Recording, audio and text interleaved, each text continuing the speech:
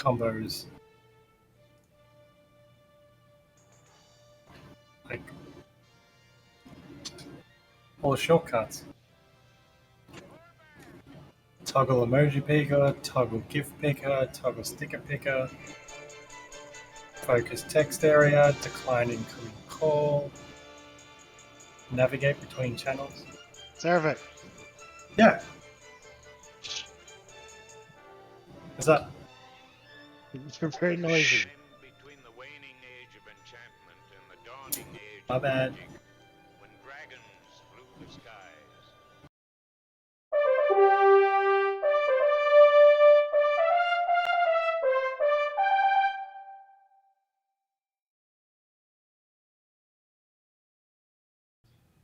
So you return to the adventuring party. After navigating the river, following Josselyn's map, slaying some trolls, some bandits, and making their way through the mountain pass, arriving at a cave, and where you murdered a guard outside, conversed with some Durgar, and entered the cave, where you were confronted by what looks to be most of the bandits sitting down to have their meal, and were accosted by them as well as the chefs, which you quickly dispatched.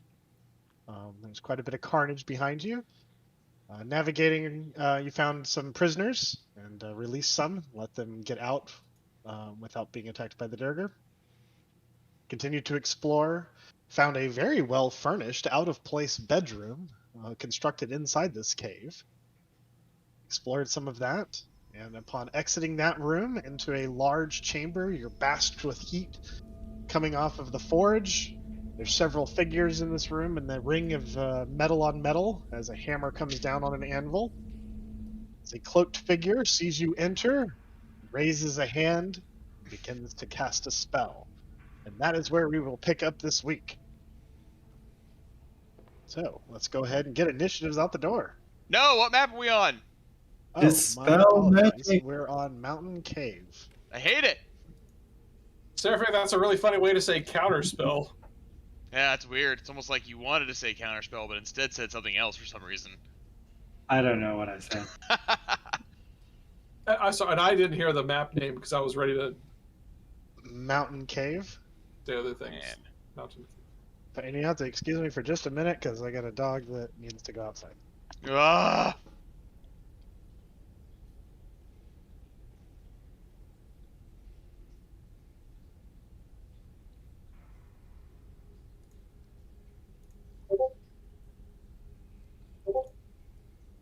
Ba-dum, ba-dum, ba-dum. Ba-dum. Ba-dum.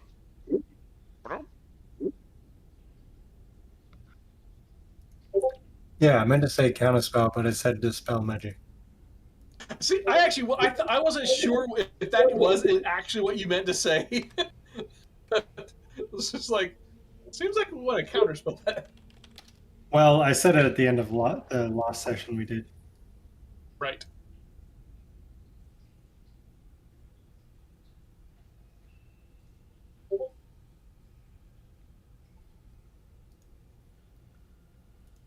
Feedback, like no one's even lighting up. Is it coming through the music pod? Or maybe it is Seraphic. I don't know. Like I kept hearing like a disc. Yeah, no, it's Seraphic that keeps blinking. I've got Really? the video feed pulled up. So I was weird, saying the 'cause push to talk might be a little bit sensitive. I've had that problem. All right, let's go down the list. Vinny. Yep. Oh shit! Right. Initiative. 16. 16. Vesmir. 6. That's almost. Talgar. 16. Who has a better initiative, you or Vinny? Or, I'm sorry, better dexterity. Mine's 7. Mine's 17. Okay. 7, is that good or bad? I don't know for paladins. I. It's 10. It's something, that's for sure. Karl. 10. 10. Okay, who has a better dexterity between the two of you? I do. I prove it. No. 18 Prove- decks here. Prove me wrong. He does. Oh, that's convenient. You're convenient.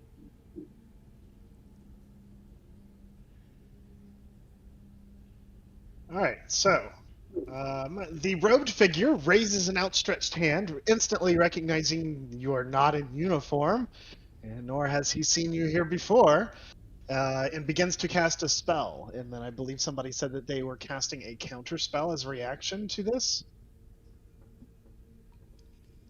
That's me. Mr. Seraphic, what level are you casting your counter spell at?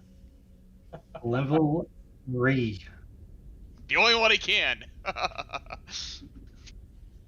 Level 3. Let me just double check on something.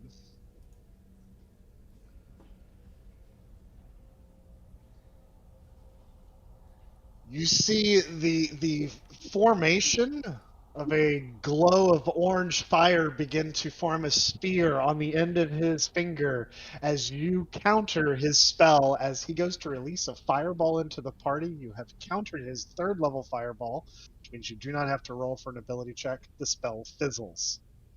Oh, He looks down at his hand angrily, and we start off with Vinny. All right, I'm going to be a stupid goblin and run in the room. 2, 3, 4, 5, 6. Don't eat your beard. See if he's It's in. so hard. Oh, he's just outside of 30 feet, isn't he? Oh wow. No, he's within 30 feet, isn't he?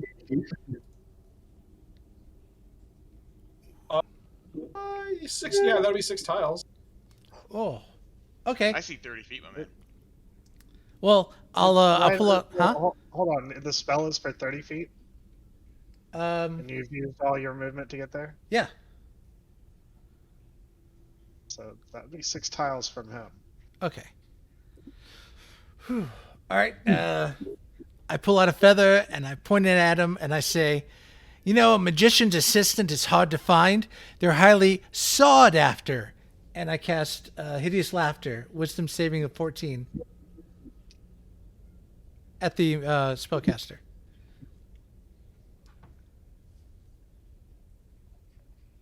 Natural fucking 1. Awesome.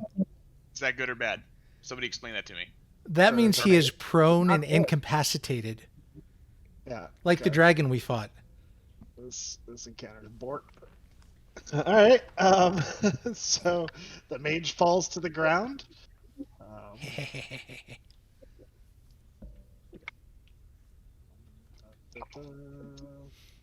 Bam. Is now on the ground. Got to use the first new feature. yay! That is awesome. Oh, wow. Look at him. Neat. And that's my turn. That's all I can do. I'm kind of out in the open now. Help! Okay. All you need is to Talgar, you see this individual with an outstretched hand. The spell begins to form. It suddenly fizzles, and now he falls over after Vinny rushes past you. Laughing his head off, I should say. Yeah, he's rolling around on the ground laughing. What do you do, sir? Alright, I'm gonna get as close as I can up to them.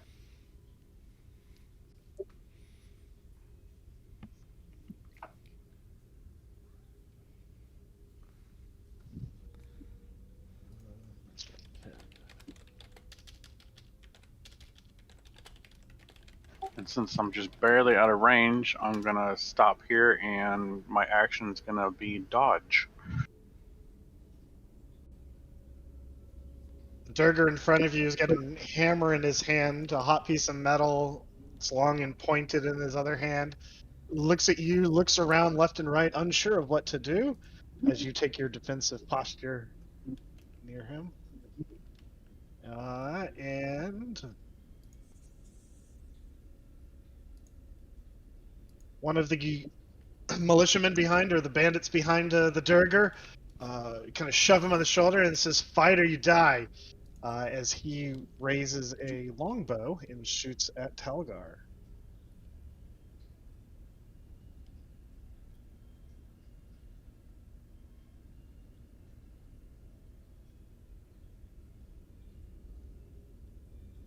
The first one is an 18.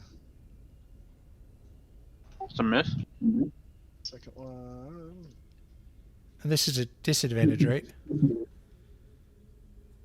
is a 1. Either way, both miss. This is the I don't know why would he be at disadvantage. Because Talgar's defending. Dodging. Oh yeah, okay. Wow. That's right. The other one will move forward. Find out what's going on with his friend, who's laughing on the ground. He will turn. Let's see here. Let's go. 1, 2, 3.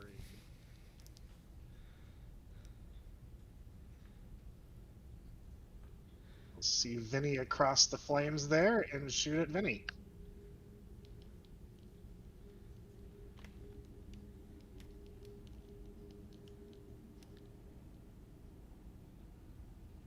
Yeah, that's gonna hit. It's what Wait, is that? what's the total? 21. All right, I'll take it. That is 1d8 plus 2. 4 points of piercing damage as an arrow sinks into you. It is the cloaked figure's turn. Does he get to have a saving throw? At the end of his turn. Okay, well then, since he can't do anything else at the end of his turn, he gets a wisdom saving throw. Well, that's not good. 7. He's still laughing. Tyee, you're up. Karl, you're on deck. I will light up my robes, the form of the archer, and I will again reach into the sky like you've seen me do many times and bring down I'm gonna go with a 3rd level moonbeam right on the marked area, and then I will send an archery bolt at Dark Dwarf Warrior. Okay. Dark Dwarf Warrior, and it's a 19.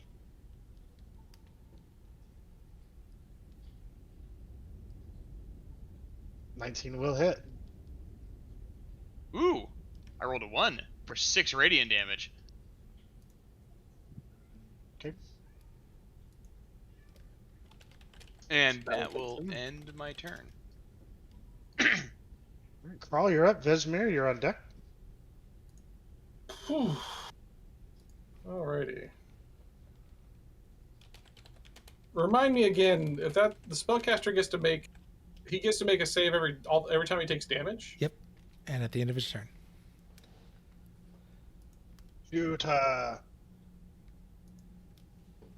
there's I other mean- friends up too, so it's up to you. There are other friends up too. Between the spellcaster, I guess the dwarf took damage. He's about the only one that did, right? Yeah, but Other he than wasn't the supposed to be. Here. Spellcaster. Yeah. Oh. No one else took damage. I think the Dark Dwarf is the only one who's taken damage so far. I think. I believe so. You guys can hate me if you want, but I think I can. I'm gonna do this because I'm gonna think I can alpha strike that caster. We're gonna see what happens. He's on the ground. Oh shoot! You're right. No, I won't be Disadvantage. shooting him because I can't. Yes. Right. Rumble, All right, we're gonna shoot the. rumble. Yeah, we're going to shoot the dark dwarf. So our first shot. So yeah. First things first. Bonus action hunter. Yeah. Well, bonus action hunter's mark. Level 1 on the dark dwarf. And take a shot. Here's our shot. So we're going to do these one at a time, just in case they have low health. And, well, actually, first I have to move. There's not really a place to be dark. Never mind, not going to move. taking a shot. Come on, roll dice. Not roll? What is wrong with you, dice? Sorry, my D&D Beyond is not playing well. I might end up having to mental... Or is it rolling and it's just not... oh, there it goes. Whoa. Did you turn off your extension? I did, but I hadn't reloaded since I had, and so I think that might be part of it. Yeah, I'm not. Yeah, because I'm not. Oh, I see a roll coming through. It's a custom roll coming through. It doesn't seem to be doing anything though. Yeah, That's taking a really long time. Now it's 1 minute ago. Yeah, it's not coming through. Okay, yeah, I reloaded. I think that fixed it. Roll the bones. Yeah, I know. I'm being very slow. Shoot her! You're fine. Shoot her! Alright, that's going to be 8 plus 9, 18, 17. 17. 17 to hit on the first shot. The Dark Dwarf. 17 to hit on the first shot. Oh, no, it didn't turn off my stupid... There it goes. Is that with... Okay. That's a straight up roll, right? Because you don't get advantage. I would not consider... You're shooting the Yeah, I'm dagger. shooting the... Well, it I'm is shooting the advantage dagger. because he got hit by that Radiant spell, was it? The Guiding Bolt? So no, the next- that was it's an archery bolt. Oh, unfortunately. sorry. Yeah. Ties There it you go. full Regular with roll. Purple sky. Yeah, regular roll. And like looking at the room, I don't see any place that looks dark enough for me to be all emo invisible. So Pretty well lit because of the forge. So yeah. Regular roll. So in that case, 17 17 does not hit. does not hit. We're going to shoot him again. And of course, it's even worse. That's a 16, and then our third shot, that's probably going to hit. That's a 24, There it is. 24 which is nice. Finds a hole in the armor and sinks into him. That does hit. Excellent, because that one's going to get even extra damage, because that gets the extra 1d8 because Dread Ambusher. So we get that, plus that, plus that. That would be a plus cool 8. feat. Like it adds damage every time you miss a roll. Like with your attack, like if you get 3 attacks, every one you miss amps the damage on potentially the third. Be great for fighters. Kind of a cool little gimme. So that's going to be a 20 damage hit. And then we're going to take some movement and just move right there, and we're going to call that. Cries out in pain and clutches at it, but he is still up.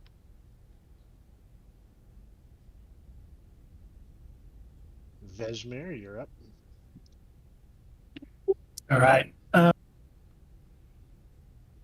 Vesmir's going to move forward a little bit and say, Tyee, no, we need to protect them, and yells out in undercommon to the Durga, we're here to free you, and then he will use semantic. You're breaking up. Yeah, we can't hear you at all, bub.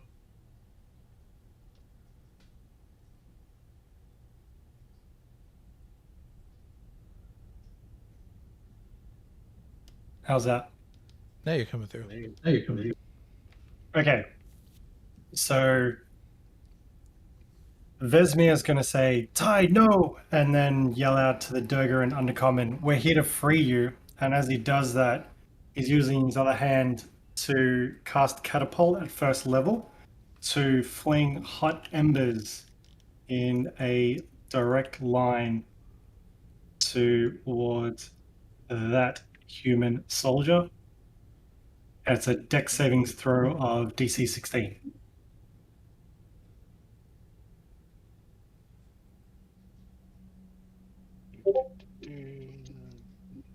Dex saving throw 16, and he rolls a 10.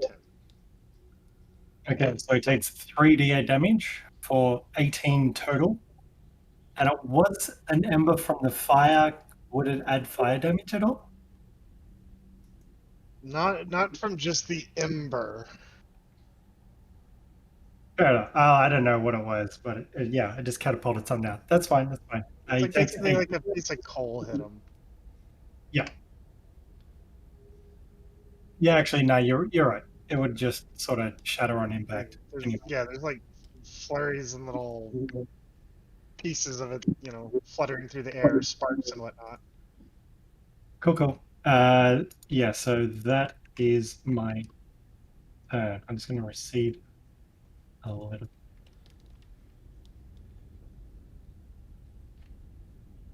So the Durger clutches at the arrow that's in his side and kind of stumbles forward, not sure what to do. He looks back at the guards and he looks at you guys. The fact that you spoke in Undercommon, roll me a persuasion check. Okay. Oh, it was almost an 18. 7.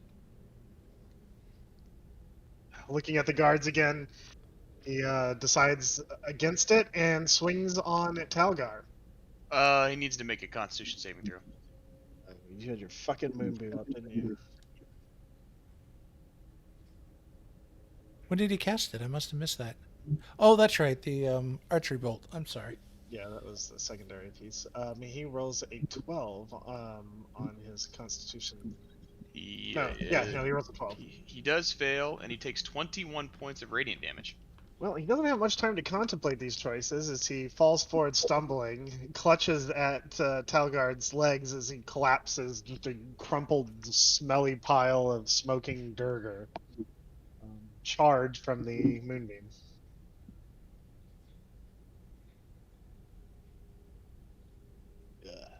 It does that. It does do that. Okay, so that was his turn. Vinny, you're up. What about Talgar Josselyn? up. Oh yeah, where's Josselyn? Way in the back. It would be her turn then. Okay. What sort of crossbow? It was a hand crossbow that she pulled up, wasn't it? It's a hand crossbow, yes. What's the range on that, or it gets disadvantage? I think it's 80. Okay, she's gonna go to about there. That's 25 feet. Gonna take a shot at the other human soldier, which is that one there. Roll d20. Actually, I'm very sorry. It is 30 feet. Did you have a light What is crossbow that? or a hand crossbow? Yeah, that's important to know. Because Is a it light light or is it- crossbow is 80, and I thought that's what Right. we gave her. I thought it was a hand crossbow. Okay. I think it was a hand crossbow too. I'm just having a look. Yeah, it's God, it's 75 gold pieces for a hand crossbow too. Anyway, yeah, 30 feet. Right. Okay. So I will roll. Does it have? That's optimal range, or what's disadvantage range? 120. Cool. All right. I'll roll once more and see if she hits. Well, it gets disadvantage outside of 30 feet. Is basically what happens. Right. Once you Correct. exceed 30 Right. feet, it's a disadvantage. I rolled twice, got a 16 and a 15 to hit. So is a 15 hit? Which one are you shooting? The one that's got the line on it. Human soldier. Okay, human soldier. Human soldier does not hit. She curses under her breath. And then we'll move the last 5 feet, get out of the way. And that's her turn. Okay, Vinny, now you're up. Talgar, you're on deck. I'm going to, let's see, 1, 2, 3, 4, 5, 6. I'm going to see if I can, as an action, pull the Durger or the Dark Dwarf out of the moonbeam. Or is he no longer in the moonbeam? He's no longer in the moonbeam. He stumbled forward with his last breath and collapsed. Okay. All right, well, as a bonus action, I'll actually cast Healing Word on him. Second level to spare some slots. That's going to be, if it'll help, 11 points of healing. 11 points of healing as you hear him gasp. And Vinny's will be like, we got you, just come out of the way with us. And since I use that as a bonus action, my action will be to dodge for any incoming attacks, and that'll be my turn. Okay. Talgar, you're up. All right, I'm gonna move on the spellcaster that's still there on the ground.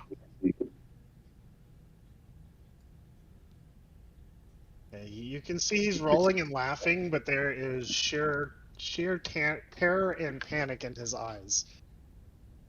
Not for long. Not for long. It's beautiful. All right, I'm gonna take my first swing on it.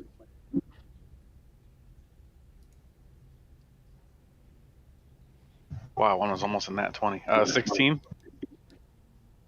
16 hits. God damn it. To me, 16 damage. Incapacitated my clothy.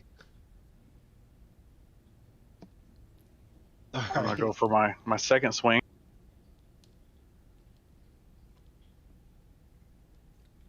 You do have advantage on these. You realize that, right? I did on the first one. I forgot to right click it again, so I just rolled again. So 18 to hit. 18 to hit. That hits. This one I'm feeling a little smite coming through my sword. Oh. So for slashing, first 10 slashing damage. 10 slashing. And then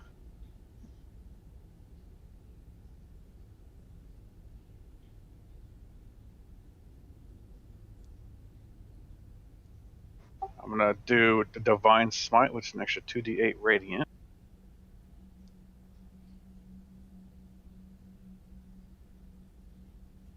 That's an additional 8 radiant damage. Additional 8 on top of the first one. Okay, so just a big gaping hole in his side that you've now blown apart. This red mist and chunks go everywhere. He's screaming in between the gasping laughs as he rolls back and forth. But there doesn't seem to be much you can do. Or much he can do, rather. He is still alive. That's my turn. Now he needs to save for taking damage. A wisdom save. Please. Please. 14. That saves. He's no longer laughing. Oh, It meets no beats. longer My laughing. wisdom is 14. Holy shit. Okay, so he stops laughing, and now he's just screaming as he clutches his side. Not looking good at all. The guards next to him see this, you just imposing figure just standing over him, just beating into him, the explosive radiant energy channeled through your weapon. They're going to look at each other, turn, and run down the hallway behind them. And make a Constitution saving throw. Yeah, 1 second.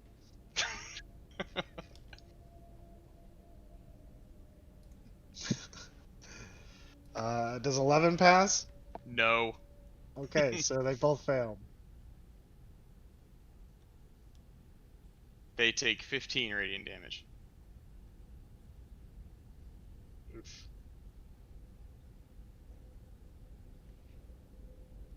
One of them is not looking so good. Smoking considerably more than the other one as they run for the door and begin yelling, "We're under attack! We're under attack!"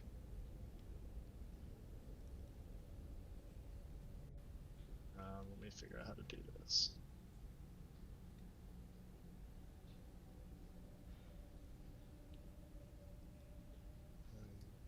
Six, 7, 8, 9. And they will actually disappear around the back corner.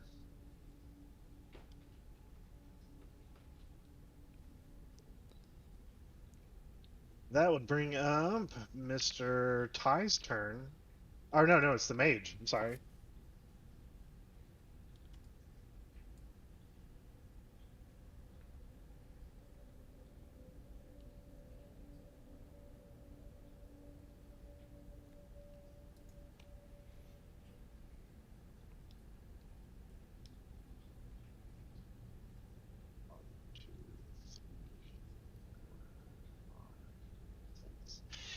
He is going to look up over his head and disappear into a cloud of mist as he appears on the far side of the room. Talgar. He stands.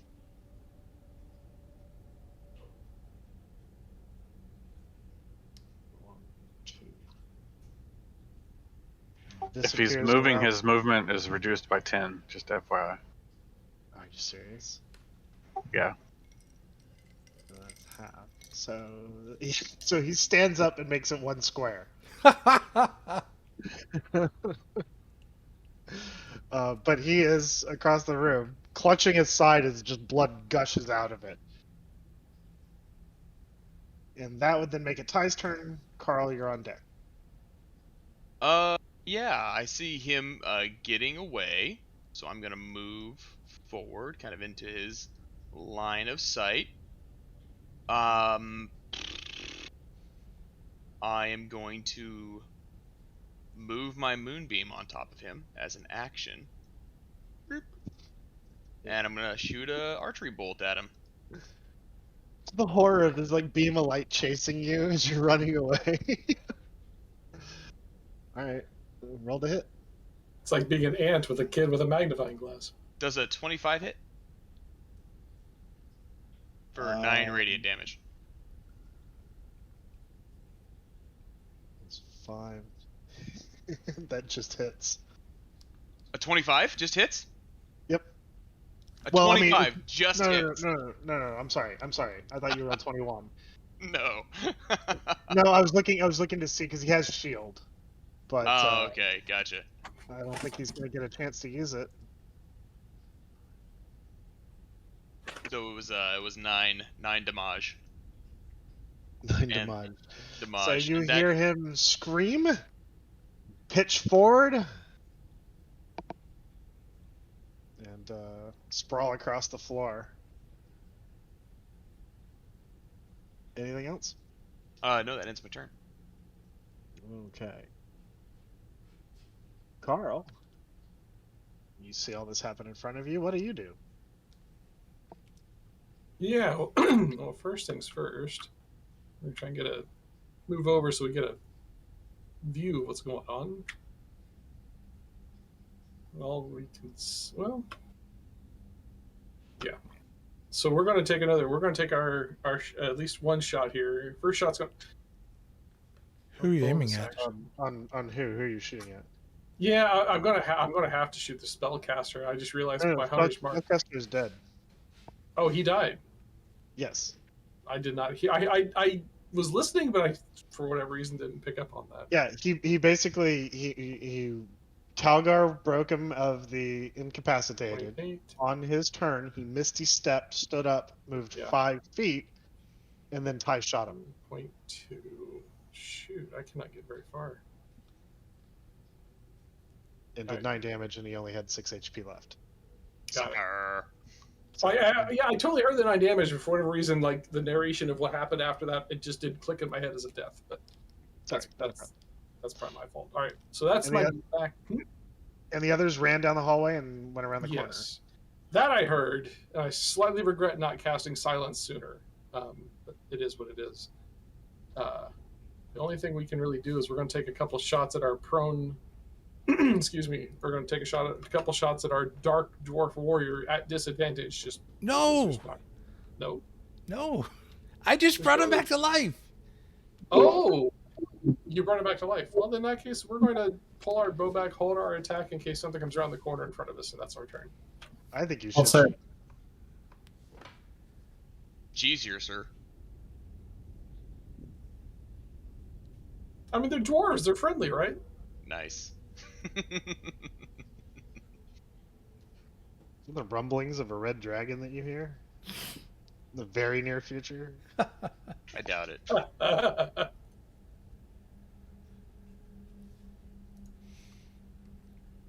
But yeah, that's excuse me. That's my turn. Is I would hold my attack action, waiting to see additional hostiles around the corner. Okay. So you hear them yelling and stuff. We're under attack, and it's getting quieter as they run down the hallways. Sorry, Callie, 1 second. They would, on their move away, it would come back to my turn. They would be within 120 feet, correct? Well, they turned the corner though. Yeah, but They use the dash action to get out of range, like in around the that, corner. So standard movement. no, that's fine. That's fine. I'm just wondering whether magic missile would work in this instance. Does it have a V next to it? No, it wouldn't be a V. I mean, do you have to see the target? Verbal cement. So you create 3 glowing darts of magical force. Each dart hits a creature of your choice that you can see within range. Okay, I can't see them, so it doesn't work. Just wanted to clarify. Cool. Today we learned. So, there's nothing immediately attacking you at the moment. Their yelling and screaming recedes. Well, So, with no immediate threat, unless y'all are pursuing. What? if on my turn, I can't really see. I'm not going to waste it.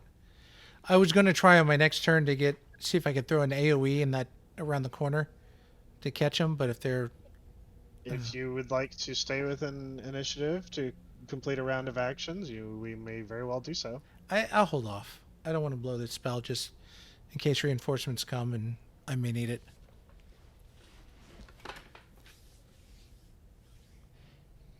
Well, we better get ready for some friends to join this party. But got to turn to the dwarf, and yeah, sorry about that. Some trigger happy guys, but you're safe now. Let's get you to the corner and out of harm's way, all right?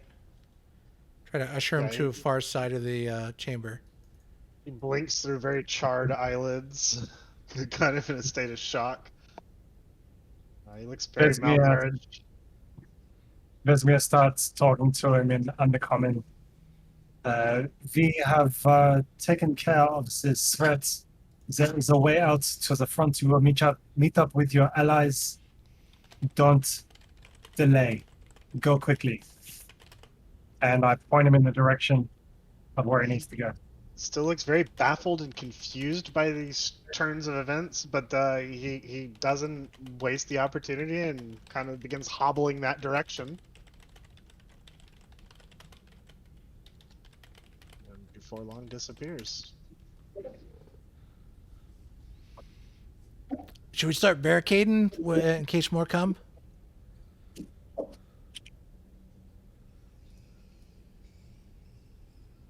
I think we should take the offensive. A good offense is also the best defense sometimes.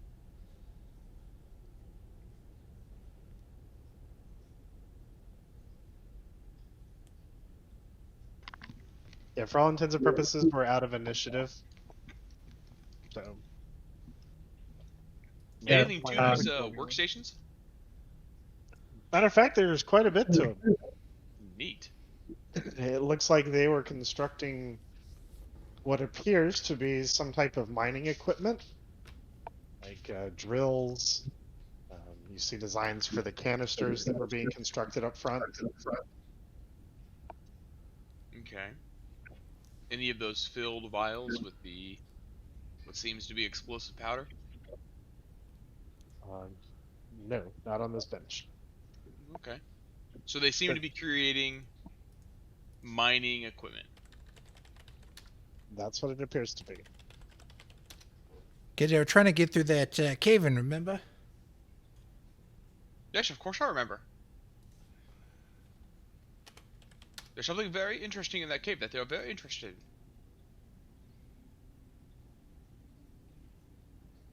Let's see what this gentleman was up to. I kind of come over and poke his body a little bit. Just The mage? oh yes. Okay, ran all the way down the hallway. Okay, I thought y'all were gonna RP for a second. Give me a minute.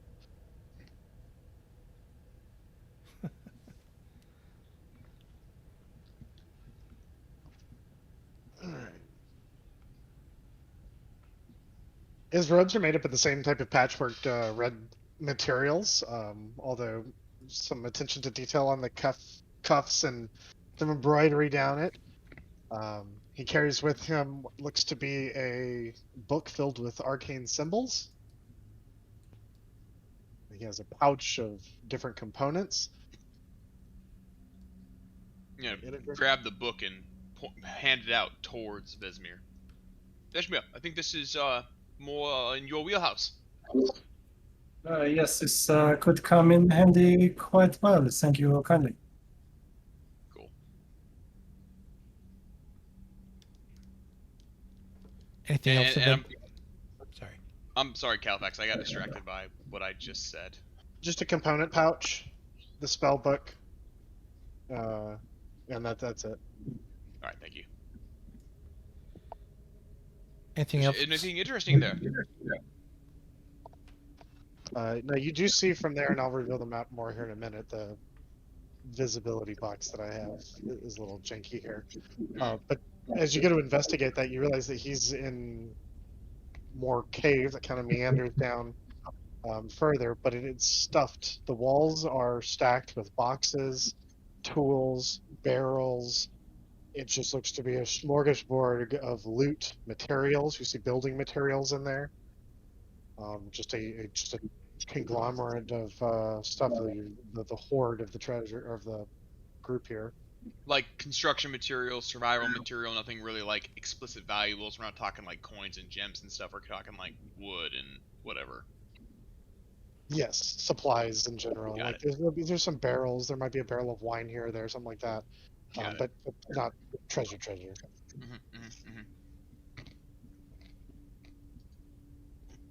Callie, where I've got my little measurement tool out, is that meant to be a gap, or is it a just a missing wall, or is that meant to be a pathway there? Let me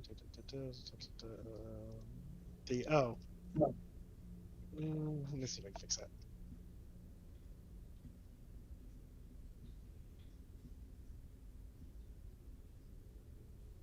No, it's there's stone there.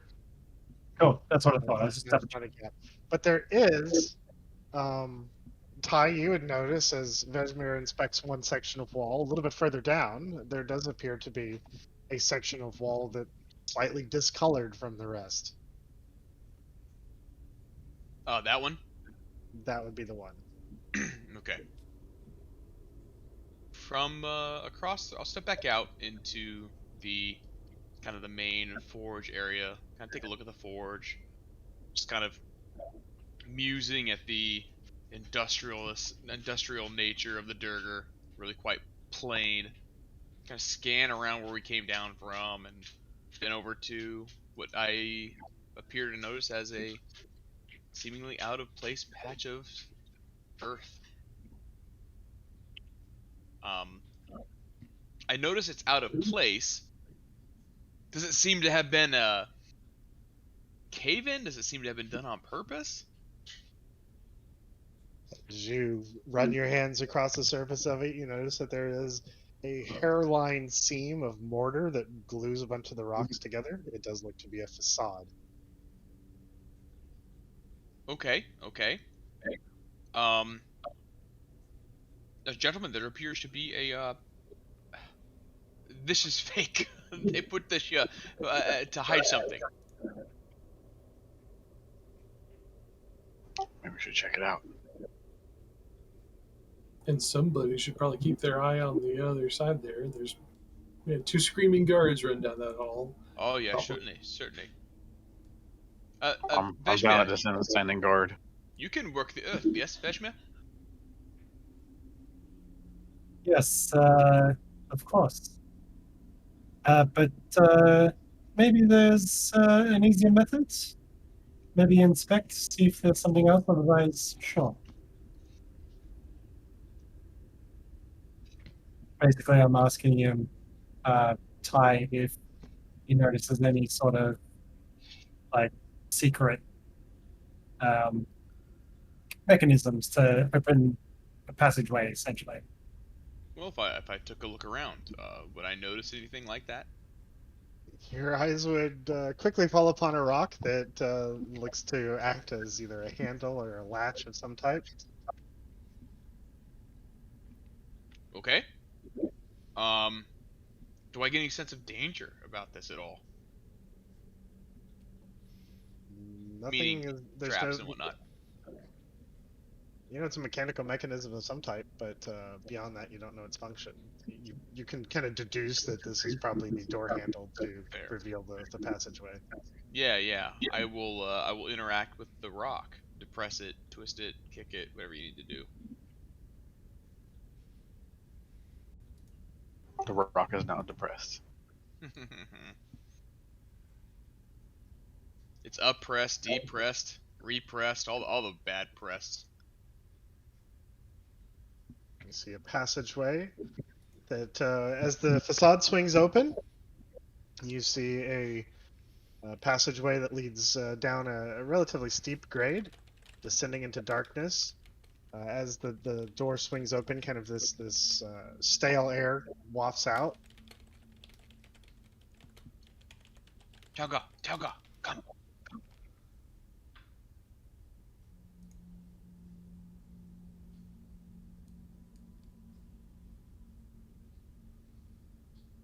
Talgar, let's go.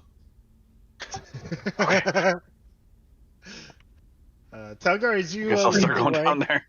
you begin following this very dark passageway. It's almost a natural formed, maybe an ancient lava tube, or when the mountain was formed, this was a pocket. But as you kind of make your way down, the air begins to get a little bit damp. Temperature drops considerably. And it isn't before too long that you run directly into what looks to be the site of a cave-in. There are large boulders that look to have been started to be carved apart. There's some broken drills where holes have been dug into this giant boulder that blocks the path in front of you. It looks to be an active work site, just nobody around at the moment. This looks like this is where they're working on going. Ah, yes, that's good. It's good to know. Yes, perfect. Okay, well we can find these other sons of bitches and we come back here later. Why would they hide this? Gosh, maybe it was something that was left over from the Durga. Who knows? Or the previous occupant, or the previous occupant. Who knows? Could be worth checking out at some point. Oh, certainly. Absolutely. Well, I know the bandits went off in the direction that Vincent is at. However, we have ground behind us that we have not covered yet as well. It might be good to just cover our backs before we head further down into the bowels of this cave. Yes, I would agree. I would agree. Yes, Talgar, this way, please.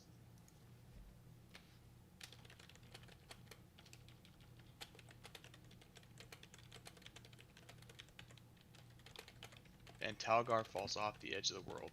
Very sad. You can just move your character over there? Just... Oh my god, I was muted. It just keeps going. Where'd my guy go? Did I just literally fall off the edge of the world? Oh my god, I did, didn't I? Nice. Okay, so where's Talgar at? Okay. Can I remove the robe off the human spellcaster? Yes, you can, but there is a hole blown in the side of it, and it is covered in blood. That's fine. But yes, you can. Can I hide the human spellcaster? I mean,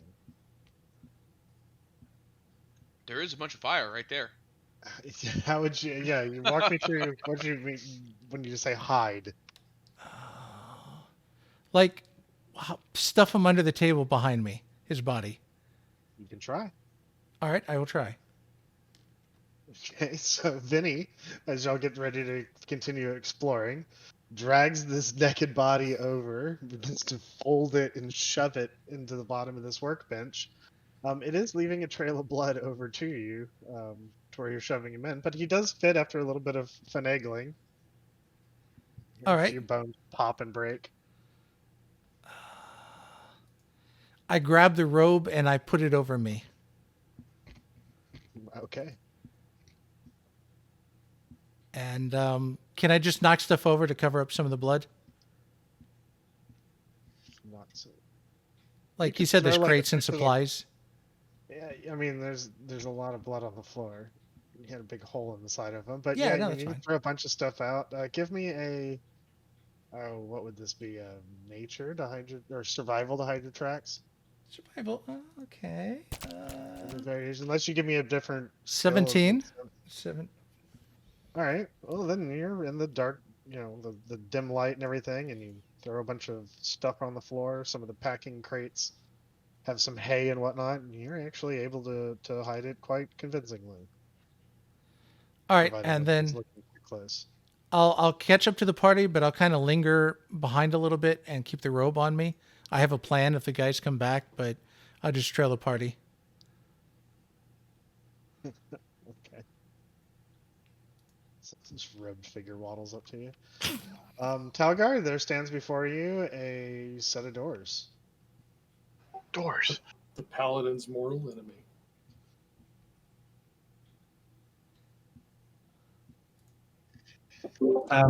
Vesmir's used the time to cast Mage Armor himself. Okay. Talgar, there's doors in front of you. There are. Talgar's gonna do his thing and attempt to open those doors. The doors swing open.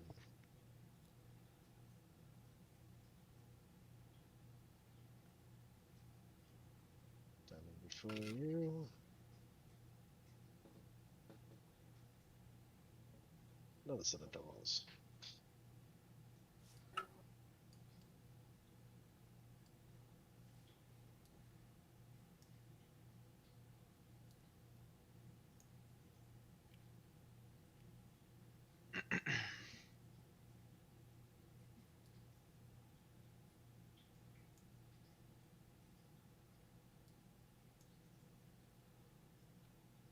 So yeah, there's another set of doors in front of you, Talgar. Are these pipes all oddly pointing at me? Or are they a decoration, or is it actually a thing? In this particular case, they are decoration. All right.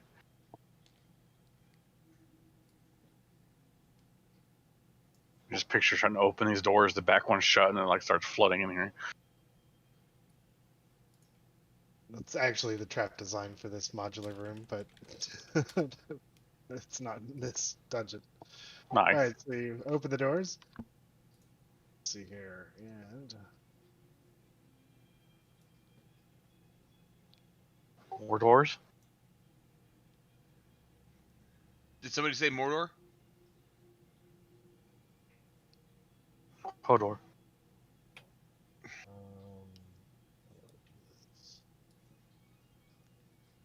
there we go.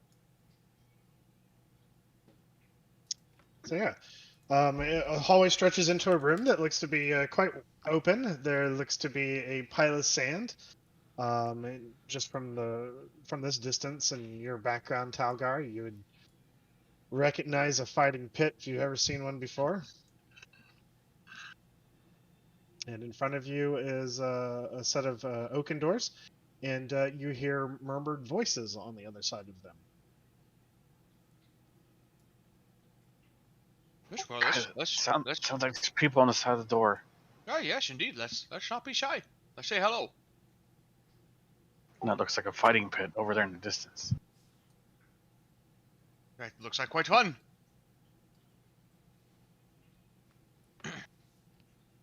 Alright, I suppose I'm gonna try to open these doors in front of me. As you reach out and try to open the door, it appears to be locked. You hear the voices stop talking. What is it? What do you want?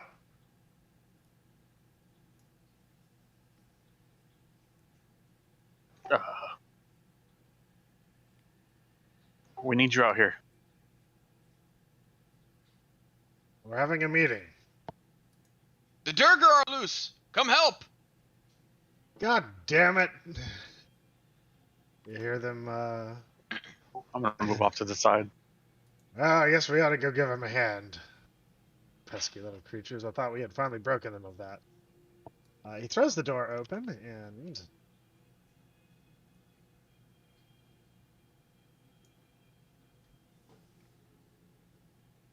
you see 3 individuals in the standard kind of uniform you've come to expect.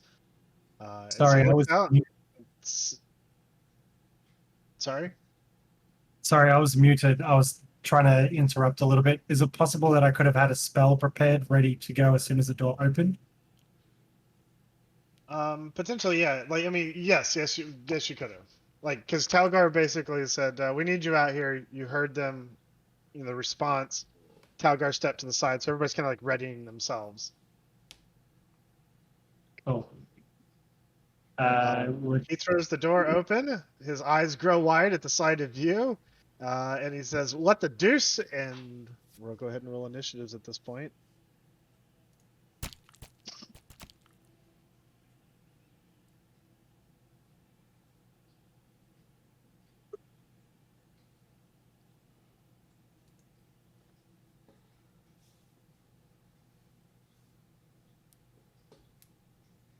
All right, Vinny. 13. 13. Vesmir. 4. 4. Helgar. 3. 3. Tyee. 16. 16. Karl. 23. Is that good? I mean, Karl. You're leading us off. what's with the dome on them right now? Is that just for show? That's my spell that I'm going to cast. Oh, okay. Clearly encompasses the room. Okay, so Karl, you would be leading us off, but I guess we'd have a surprise round that we're working through.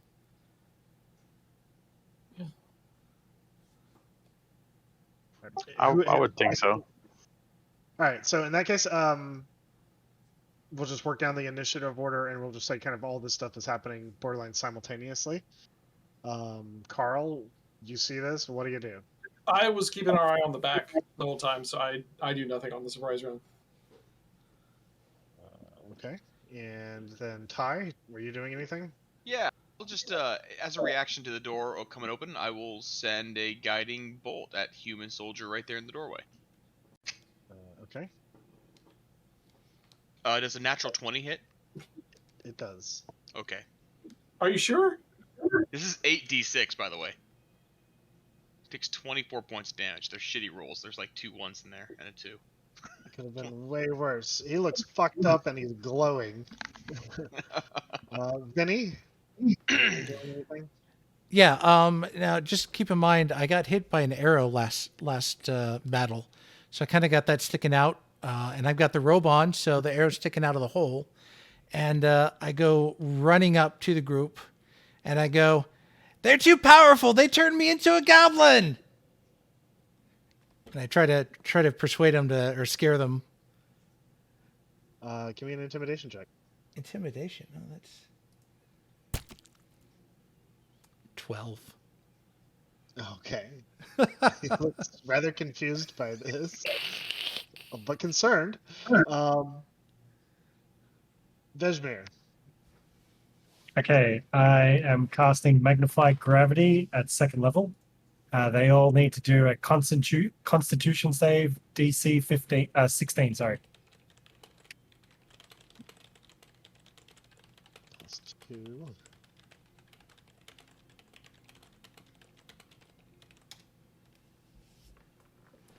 Left to right. Fail. 14. No, it's 16. Okay, they all fail. Okay, They all take 11 points of force damage. And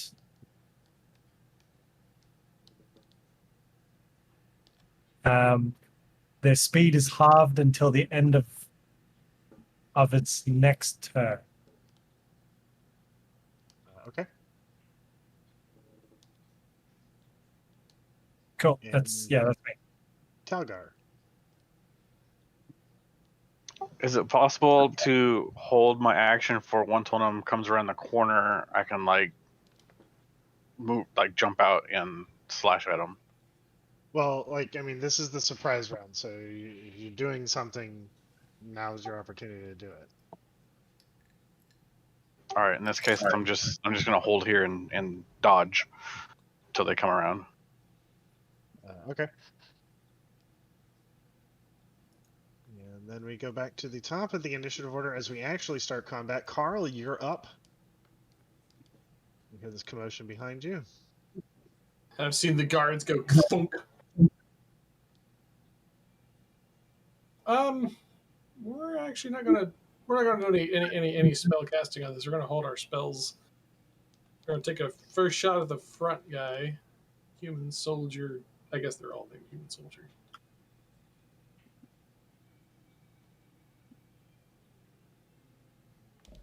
Take a shot. It's 25. Definitely gonna hit. First shot does 7 damage. The first Second. one crumples over, clutching at the arrow sticking out of his chest, glowing, and he is dead. Okay. Rolling against the next guy in line. That would be a 14 to hit. 14 misses.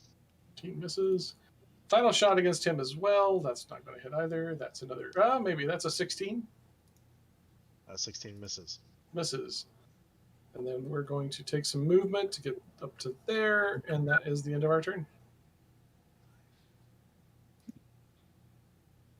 All right. So that guy's dead. That guy's dead.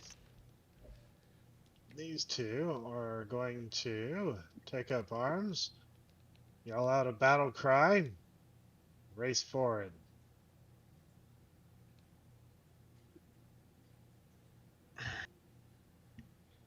And they will both attack Vinny. Wait, didn't I I tried to convince him I'm one of It theirs. was unfortunately not very convincing.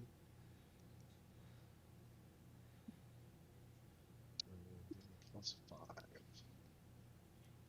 So 2 swings of long swords at you. That is a 14 and an 18. For the 18, swing and a miss, you stupid idiot. Cutting words, so I get a d6 off of that attack. Hopefully it's a good one. Please roll. Drag. There we go. Oh, that first one counts. Which makes it a 17, which actually hits. Okay. So then he rolls a 1d8 +2. 6 points of slashing damage. And Tyee, you are up. Vinny on deck. I will look at the human soldier to the left of Vinny, and I will cast Produce Flame. Ooh, does a 17 hit? 17 does not hit. Okie dokie. Just sails right on past him, and that will end my turn. Vinny, you're up. I take a look up at soldier left, and I'm like, "Did you not hear me? They're gonna kill y'all!" And I cast Vicious Mockery, Wisdom saving throw 14. Wisdom saving throw. Roll a 7. All right, so he takes 6 plus 5, so he takes 11 points of damage, and a disadvantage on his next attack.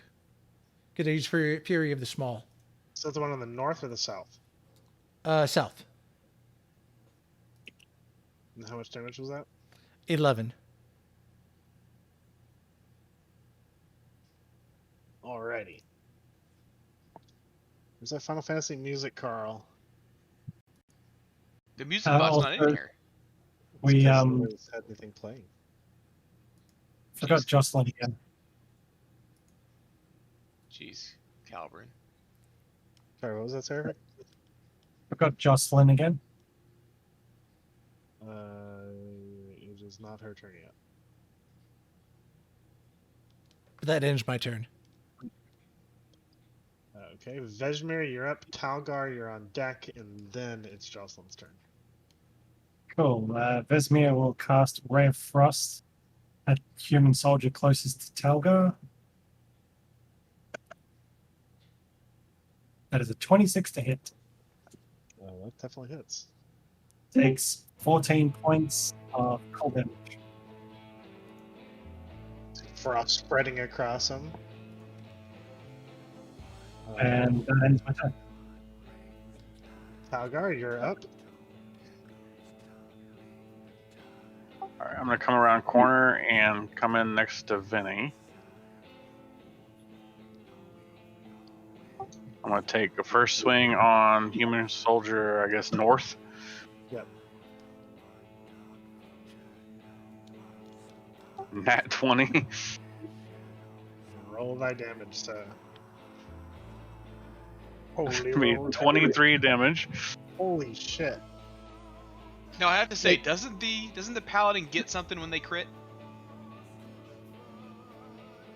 Tell me, Talgar. Well, with my slasher, if I score a critical hit that deals slashing damage to a creature you grievously wound it, until the start of your next turn, the target has disadvantage on all attack rolls. Well, unfortunately, he's not going to live to tell the tale. As you just step out of the shadow next to him and just cleave through him. He's gone. All right, I'm gonna take second swing on the other soldier. It's gonna be a 19, 19 hits. and that'll be 12 damage. He looks exceptionally fucked up too now. And that'll be my turn. That takes us to Josselyn. Okay, she will fire her crossbow at the last guy standing. Okay. It's 11 to hit. Fortunately, that does not hit. And It that's just barely misses Vinny. Bounces off the wall. Karl, you're up. All right. I guess we only got one target left, so we're going to draw the old bow back and give it a shot. Shotty shot.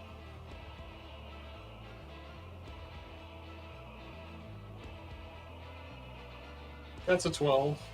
That's not going to do anything. Nope.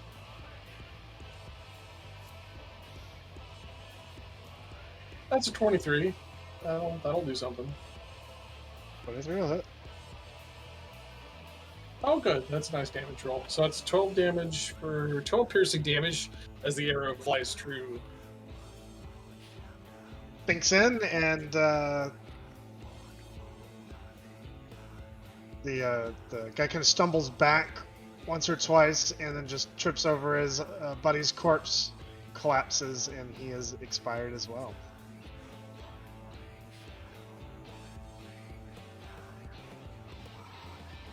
Hey, I tried to warn him. Good. Yes, you did. They should have listened. They said they were having a meeting in here, did they not? If those were the ones fighting in that pit, then I don't know. That they didn't seem to be that skilled. Well, that first one took quite a beating. Yeah, you step in over the corpses into a well-furnished bedroom, not quite to the same level as the previous one, but nice accommodations nonetheless. There's a well-made bed. There was a meeting taking place. There's several open books on the table here, as well as some documents. Anything to the books or documents? Some of them look to be historic, almost myths, ancient stories of forgotten times. Yeah. It almost appears like they were searching for certain information amongst all of these. Does there seem to be something consistent amongst them? There's a lot of references to elementals and elementalist. Would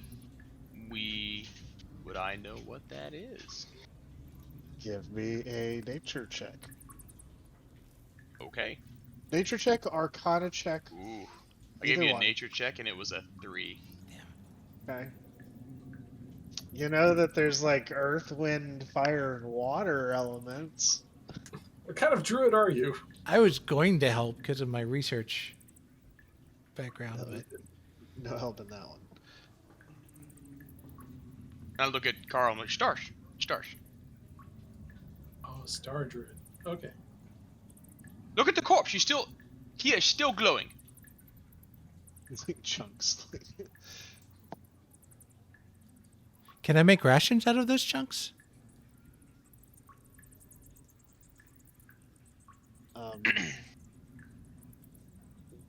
It's flesh. Would it Eh, sustain you? Probably. no telling where they bathed last. Never mind. Anything interesting on these remains? No, I mean just the same type of Stitchworth closed, although these three seem to have been a little bit higher quality. Less patchwork. Got it. That's what these books seem to suggest that they were looking into information about elementals. I imagine they probably encountered one. This does not seem like the work of idle study. Can I actually try? Just because. Sure.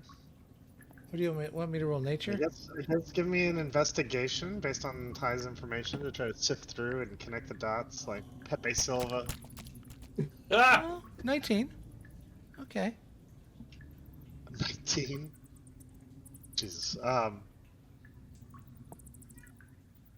With a 19, based on the different stories, lore, rumors, things you have read and encountered in your past, you have stitched together a story that they were 4 brothers, very power in each one of their specialties, that had connections with the different material planes, were known for their prowess in being able to commune, summon, control these elemental beasts, and that when they perished and passed on, large swaths of information were lost, and the brothers evidently had tombs made that nobody has been able to locate. And obviously relayed that to the party. Now that is interesting. That is interesting. How many books are there? There's like 4 books.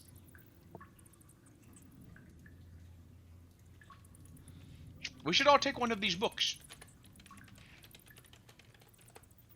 This is very interesting stuff. I'm gonna grab one of the books. Put it in my pack. If you grab the books, definitely will read them later, but you should hold on to them all. Yes, you see, I am an old man. Grab a damn book. I'll grab the other 3. Pack them away. Stuff them in. Okay.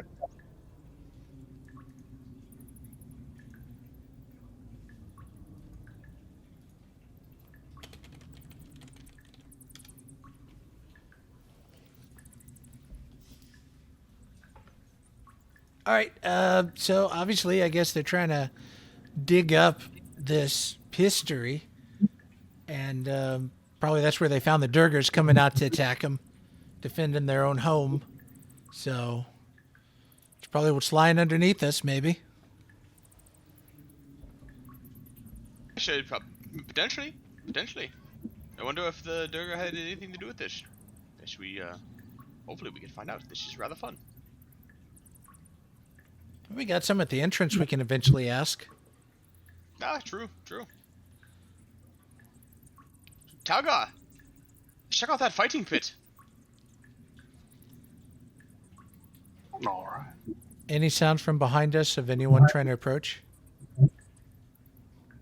Give me a perception check.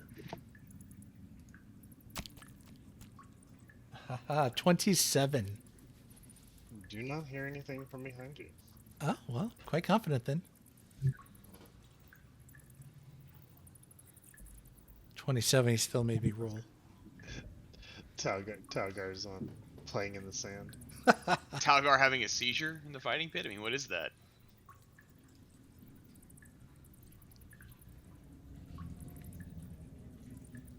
We. Wee.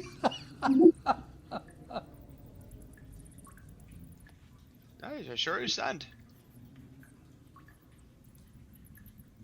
It is sand, soft sand.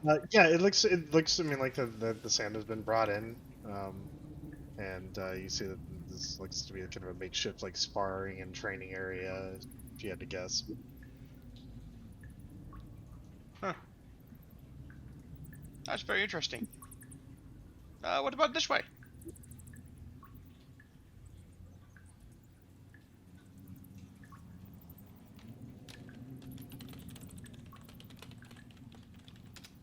I actually dig in the sand if there's anything left in it. We ain't found shit. You find like a couple human teeth. Oh, pocket them. Yeah. A couple of human teeth. I will let you pick which type, whether they're Oh, I was molars just gonna or ask. God incisors. damn it. I'll take the molars. Perfect. What kind of quality teeth are they? Are they like high quality teeth? Are they low quality teeth? I mean, can you describe them a little bit for me? There's like a little bit like an off-white, slight yellowing. They've been worn around the edges and may not have, at their sharpest now. They've seen some chewing.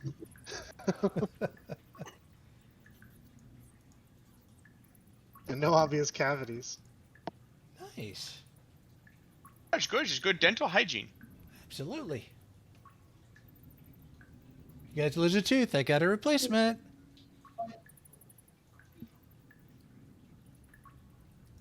No, thank you.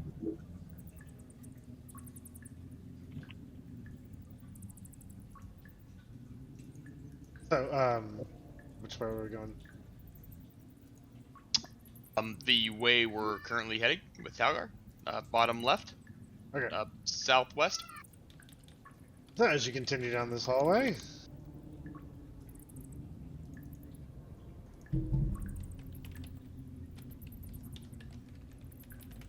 you come into a room that looks like it is partially under construction. The floor has gone from a kind of a natural stone to what looks to be fine stonework inlaid into the ground. You can see that there's obvious other designs to be built into this room based on there's some scaffolding and tools laying around. Somebody's gone to great effort to nicen up the floor in here. This seems out of place.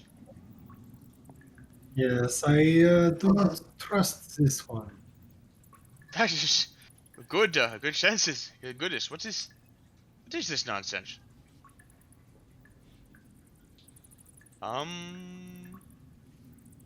Is there a rock nearby? Sure. With not much searching, you could find a couple rocks. I'm gonna toss a couple rocks just out there. Skitter across the floor. Nothing else happens. It's interesting.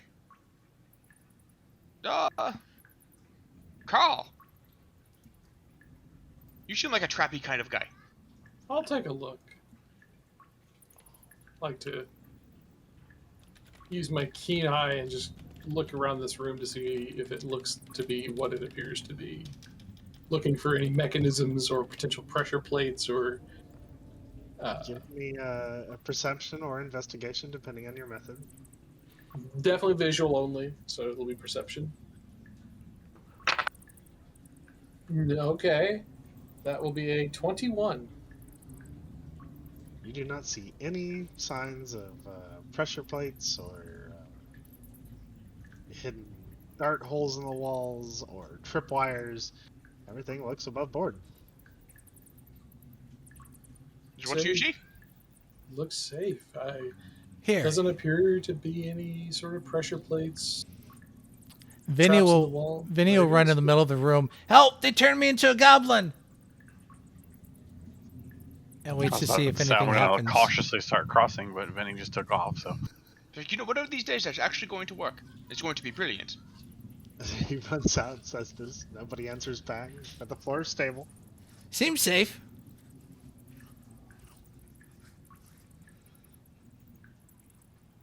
Well, let's not doubt it. Let's keep going. Explore gives as me the you- willies. As you begin moving forward again, you hear a voice from the darkness up ahead say, "Who turned you into a what?" He sounds rather sleepy. It's just a dream. Go back to sleep. Roll me a persuasion. 11. It's like he's like, huh? He gets up and you hear footsteps approaching. keep slowly moving forward. So you almost bump into each other as one of them comes around the corner. His eyes widen as he's just as surprised as you are, Talgar. What do you do?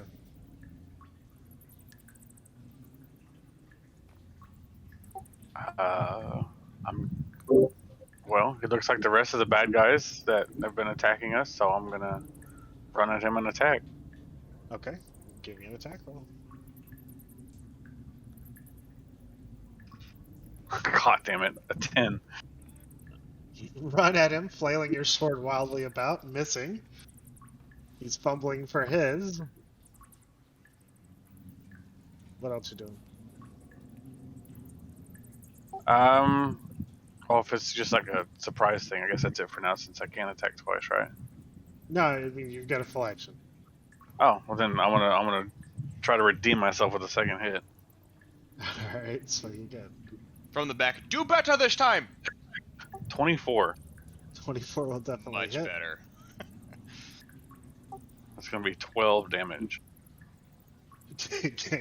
Giant gash across him, bleeding out. He looks shocked and horrified. He pulls his sword out. Vinny, what are you doing?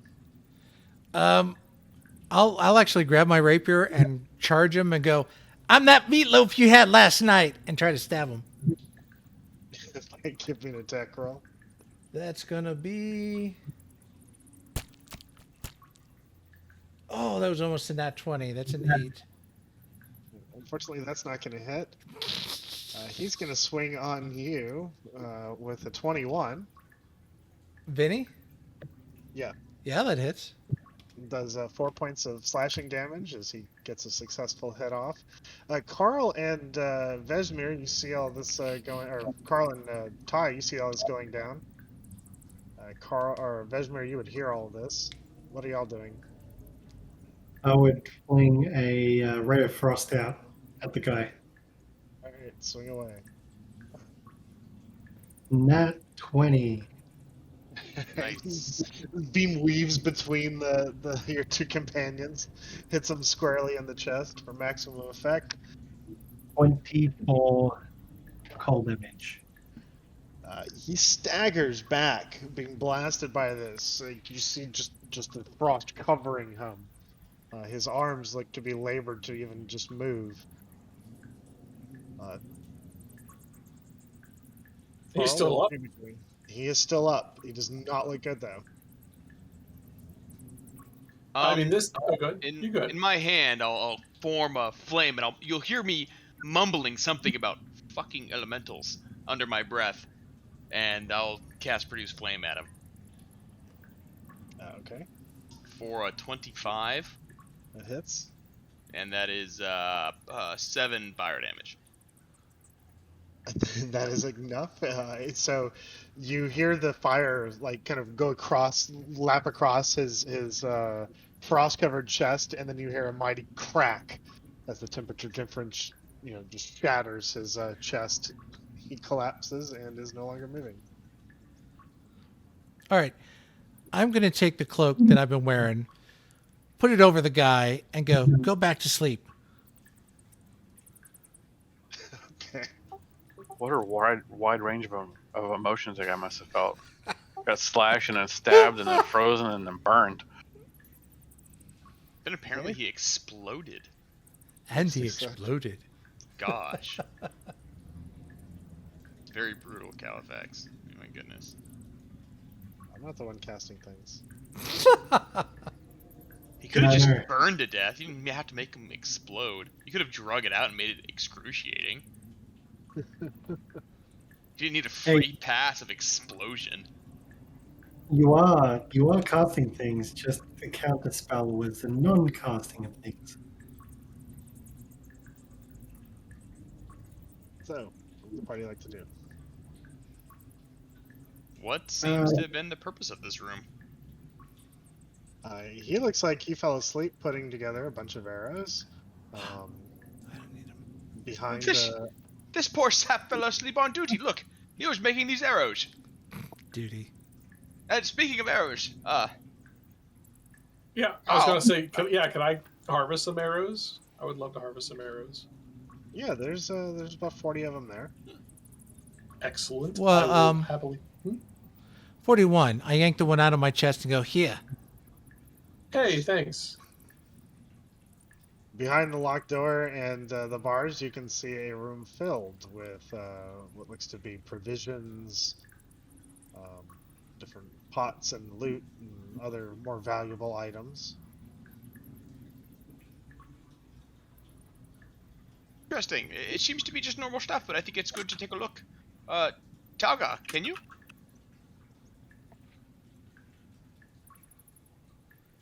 I'll attempt to open the gate or door or whatever this is. It's very Moonweaver much guide you. It's very much locked. Hey, it's very much locked. Everyone want to take a crack at this? I suppose. Moonweaver guide you. See, the old man taught me some tricks. Excellent.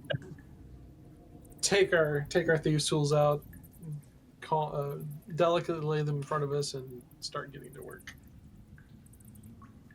Let's see what we can do. I'm imagining you want to roll there, Callie. Sleight of hand. Yep. Oh God.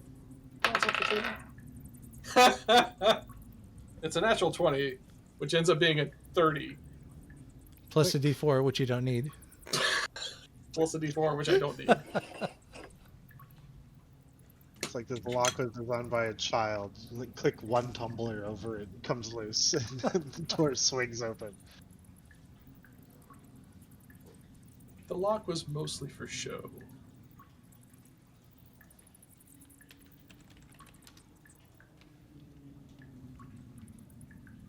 You see some of the more valuable grains, provisions, food stores are locked by here. There's some casks of which you readily identify as high quality wine.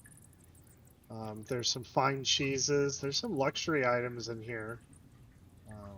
Different sweets. It's just a whole smorgasbord. Different. It's like somebody went down an alley or a main street and went to all the shops and put a bunch of stuff together in one room. What kind of sweets are there? There's taffies and there's hard candies. Okay, I'll take one of the taffies. Josselyn, have you ever had one of these? every once in a while, the general shop would get some of those. Just well, help yourself. Look. I'm gonna take a handful myself. That's the real treasure. Greedily stuffs her pockets full of candies and taffies. Watch, save room for the gold. Save room for the gold. I'm sure there's more. Oh yeah, she empties out one pocket. So Are is there this any markings on the boxes? Sorry, Vinny. Are there any markings on the boxes? Varieties, different shops, different warehouses. It's there's no order or reason to it. Okay. is it all food? For the most part, yeah. Well, I start digging around. I'm looking for a small crystal bead. I know that's oddly specific, but Roll me a d20. a D20. There is a few other things in here. Like there's probably some really nice looking goblets. There's some silverware. 9. Just a smattering of items. With a 9, you do not find one. Nah.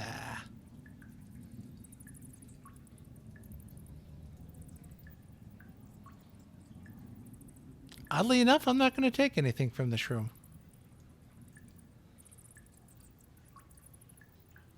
You sure you don't want any? There's plenty of grains and.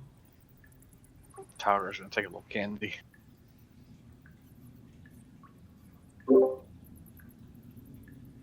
Vinny, you always seem to be looking for the rations. I'm sure this is quite the place to load up. Yeah, but we're already loaded up as it is. We grabbed some rations from that kitchen up above, so we got the berries. You Sure. could keep supplying it. I still have many rations left over. Yeah, I think we're good. Oh. Right, well, then we should carry on. I recognize this room from the entrance. We were here before. Is there anything to this pillar in the middle, Califax? The pillar of the long hallway. Is it just a pillar? Yes. Okay. Oh yes, this is where we were. We can probably head back now to maybe the fighting pit. Well, there's definitely still some danger here somewhere. I mean, we had guards crying in alarm. Oh yeah, certainly. I think we've covered our backs adequately. I feel more comfortable now. Maybe they're hunkering down in fear. Yes, they very well might be. These others, they didn't seem to know that we were here. One was sleeping, the others were arguing about something. It's like they're not even paying attention. We have slain several. We have killed a lot of them. Wait. Should we have collected their hands, their right hands? Not Were they these green? ones. Oh, that's a good point. All right. Figured someone might want to buy them. People like hands for some reason. They do like hands. And Hands down. is there anything right here, Califax? This is a hallway, or is that just like clipped? Where are you at? I'm in the northeast corner here, by right there. See me spinning around? Yeah.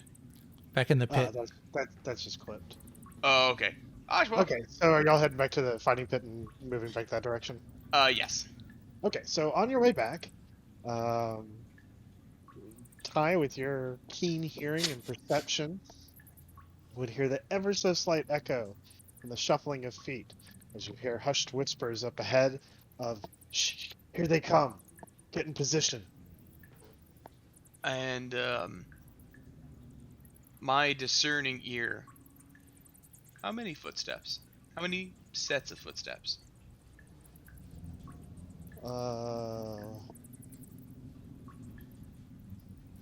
It should know that. Like it's more than one. More than one. Okay.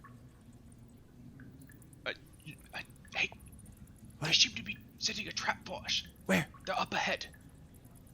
Which they're like direction? directly ahead, like directly north of us, Calibax. Yeah, like up in the darkness ahead of you, like you hear kind of like, the whispers and footsteps retreating. Oh, they're As you head- retreating. as you're heading into the fighting pit from where you were just at. Okay, so like, does it sound like they were in the fighting pit, or were they ahead of the fighting pit? It sounds like they were in the fighting pit, and as y'all approached, they. Oh, okay. So let me move my character back to where I would Yeah. have probably heard it. Yeah, we can start all that. Why Yeah. don't we take a quick 5 minute and Okay. intermission, and then we can position everything and get started. So you hear the pitter patter of feet running away, and you hear the echoey whispers of, "Shh, here they come! Get in position!" Stop! Stop! Stop! Stop! Stop! Stop! Stop! Stop! Stop! Stop! Are there any foot tracks that don't belong to us in the sand? Ooh, that's a tough one. Roll me a survival check for tracks. 16. You see 2 pairs of footprints that look relatively new. That don't look like they belong to y'all when y'all came through. Okay. They were here. They were in the pit. Which direction? There's at least 2 sets. I'm gonna point to the ones that I notice, and whether these people see them is kind of up to them, I suppose. Well, if we think we are walking into a trap, then maybe we can trap the trappers. I do have a potion of invisibility that one of us could go forward to either reconnaissance or to get the jump on them. Well, we could go around. We could just go around. Does that tunnel go around? I'm assuming it does. Well, we have. I am whispering, by the way. We have 2 options. We can go through this way, which we know is probably a trap, or we can go the other way, which we know is also probably going to be a trap. So we don't really have much choice. Karl, if we covered you, would you be comfortable checking that area for traps? The other way? Sure. No, the pit. Yes. Good point. I'll move up and give a visual inspection of the pit, looking for any. Knowing that there were people here before and they've wandered away, that does make some sense that they would have tried to trap the area in front of us. So I intend to visually inspect it. Give me a perception check. I got another idea.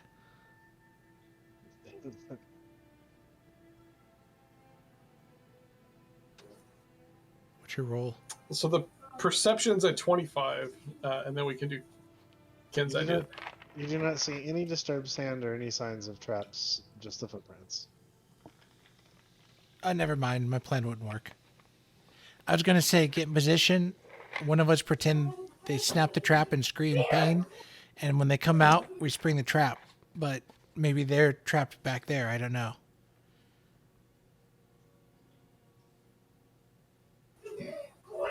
We Like could up also ahead? send in. Up ahead through that the passageway up ahead, you can see that it opens up into a larger chamber. And it's rather dark.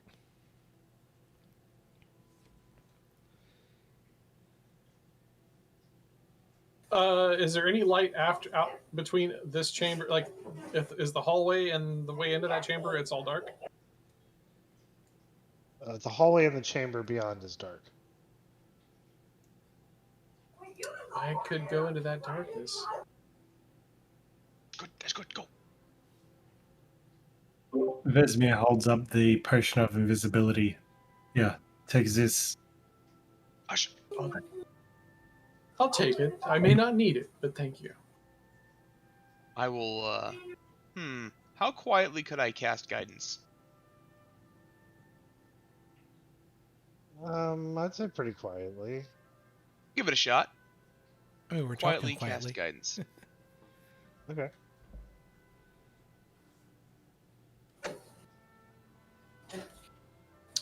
All right, and then my intention then is to go down the hallway to try and get some eyeballs on what we're dealing with.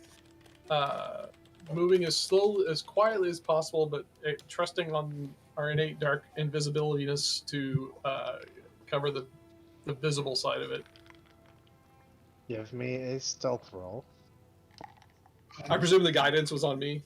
Yes. which is fun because that actually adds 2d4 for dread ambusher reasons. Nice. Oh, that's probably a good thing. So that's a 9 on the roll. That's going to be a 16 with my skill plus. It's a 20. I rolled 2 4s on the 1d4.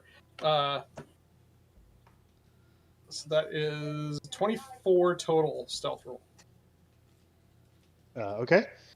So you very quietly creep forward into the hallway, merging yourself, embracing the darkness and then surrounding yourself with it, around it. You feel pretty stealthy. Super stealthy.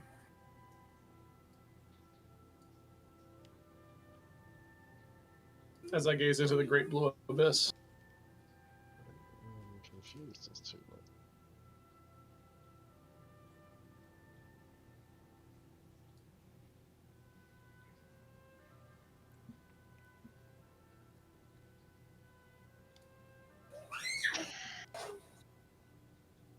So as you kind of step forward, correct, when you are in darkness, you are invisible. Is that Say correct? that again? When you are in darkness, you are invisible. Yes, dark vision cannot see me in darkness, and then regular vision couldn't either. So yeah, I am invisible in darkness. Okay. So the room is darkened. And as you step in, you see several figures waiting, crouched, in an ambush position as you move into the room unseen. They are mere feet from you. I see them now. Aha. Positions around the room.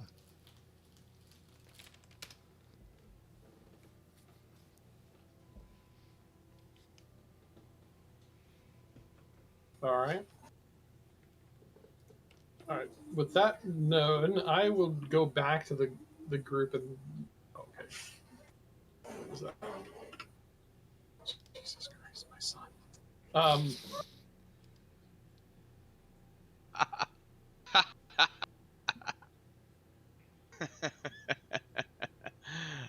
It's awesome. Well, that coupled with this stupid good microphone, which apparently picks up things much further away than is reasonable. All right. All right. So with that, I'll go back to the group and let them know. There's five humans in there. I can get in and set up on the far side. Maybe somebody else could take this potion of invisibility and get set up as well. And then send Talgar in and light this off.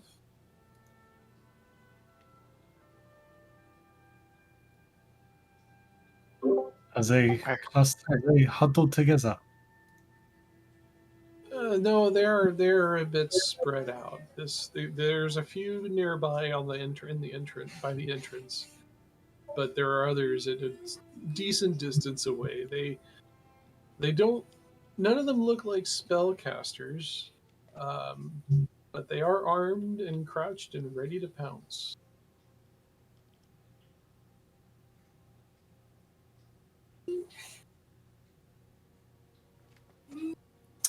How many of them by the entrance? There are two immediately by the entrance.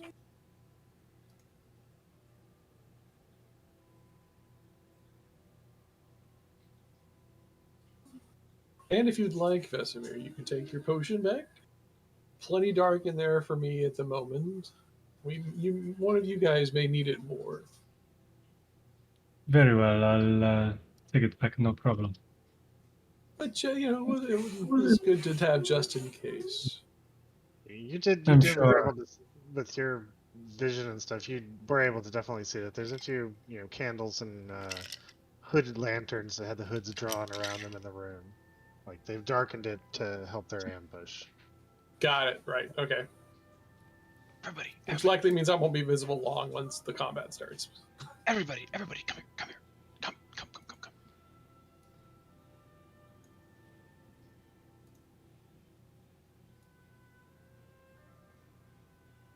Yes, And I will you have cast. Yes. I will cast Pass Without a Trace.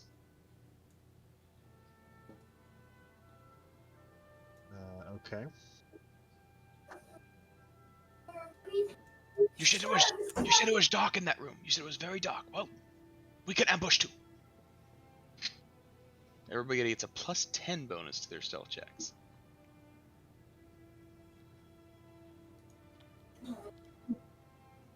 That's nice. Good So thing what's too, the- Vesmir. Goodness. Hold on, I'm about to roll mine too. Well, Talgar's at I disadvantage. gave you shit, but here we go.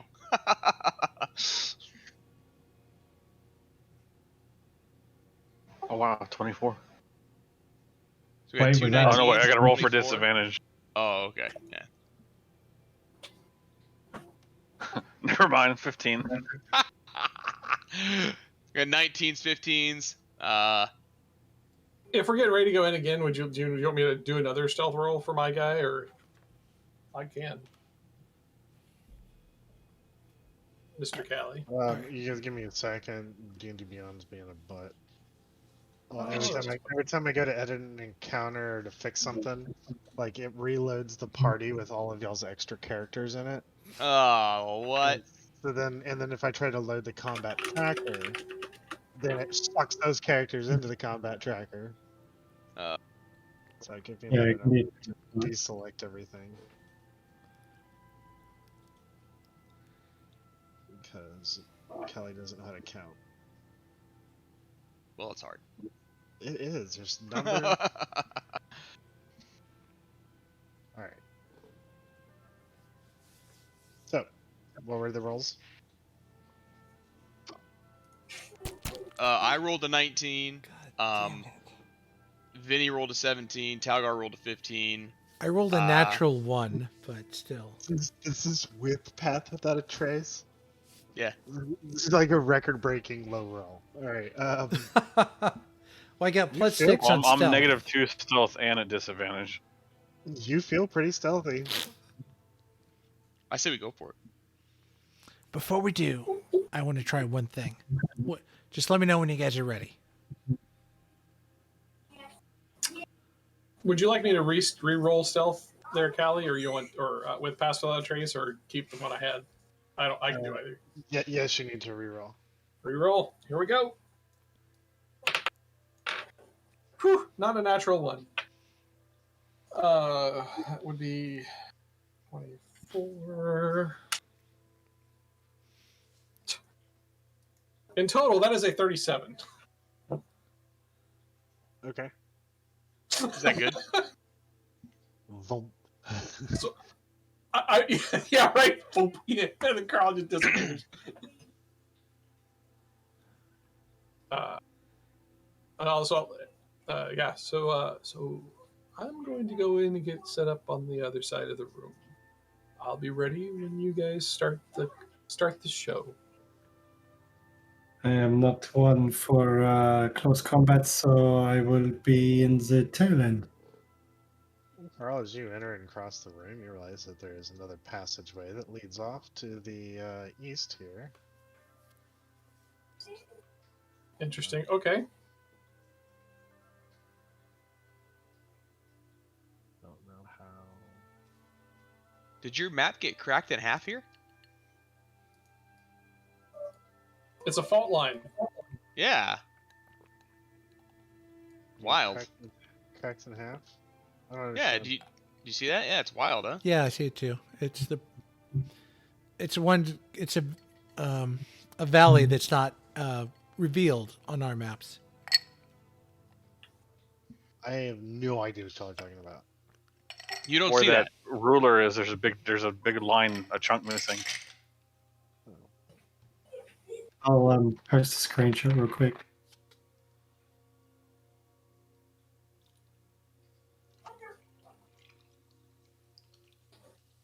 Except it takes a while to load 8 gig.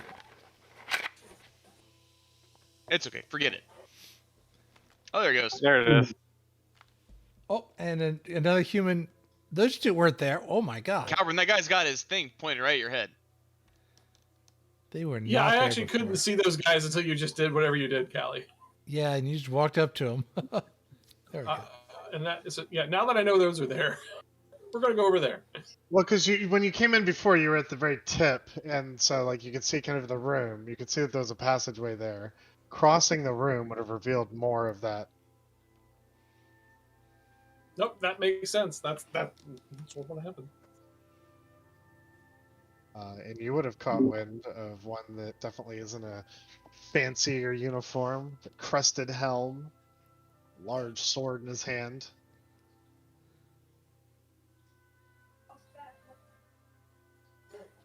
Yep. I think he's trying to kill us.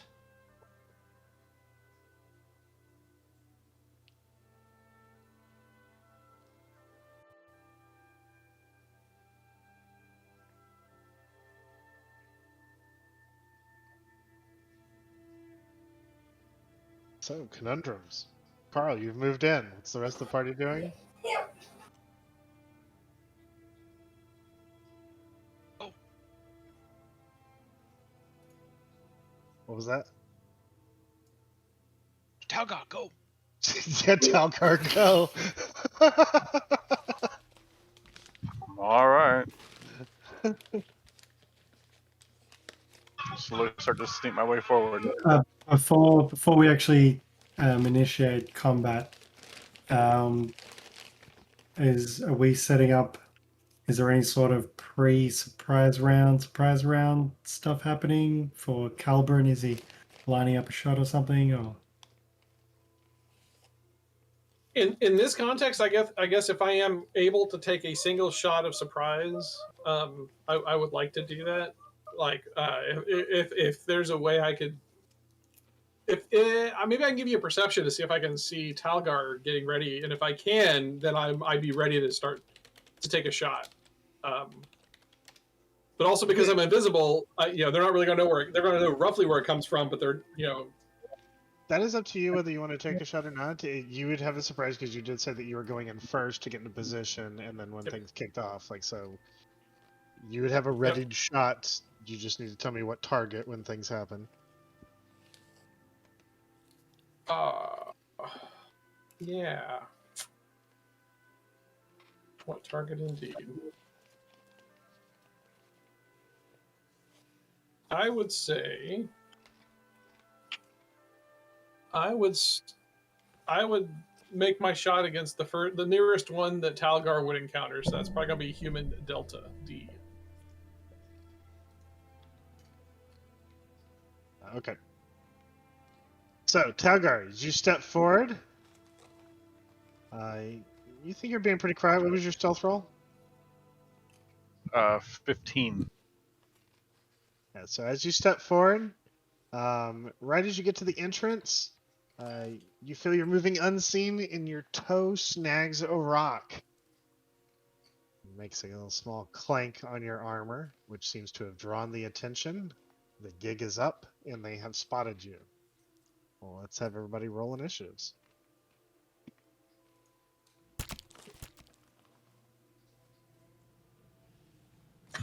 Fucking shit. just out of curiosity, I'm reading A, B, C, D, E, F, but there's no G or H. Are they supposed to be part of this combat as well? Maybe. Why you gotta do that? I wasn't sure because the map was screwed up with Just steal the GM's thunder. Sorry, buddy. It's bad naming on my part, I guess. Vinny, initiative. 19. 19. All right. Vesmir, 15. 15. Talgar, 1. 1. Tyee, 4. 4. Karl, I don't think I've ever rolled a nat 20 on initiative. I have a 27. 27. Going first. Let's see here. So, Talgar sneaks forward into the darkness, gets to the mouth. His shoe hits a piece of rock. It clanks. You hear the voice, "There they are! Get them!" Talgar, cold shot of adrenaline shoots through you as you have been spotted, and Karl, you hear him hit his toe there, and you know his cover is blown. Yep. Surprise round on the human D. Okay. Ooh, so close. That will be a 21 to hit That will hit. for 12 damage.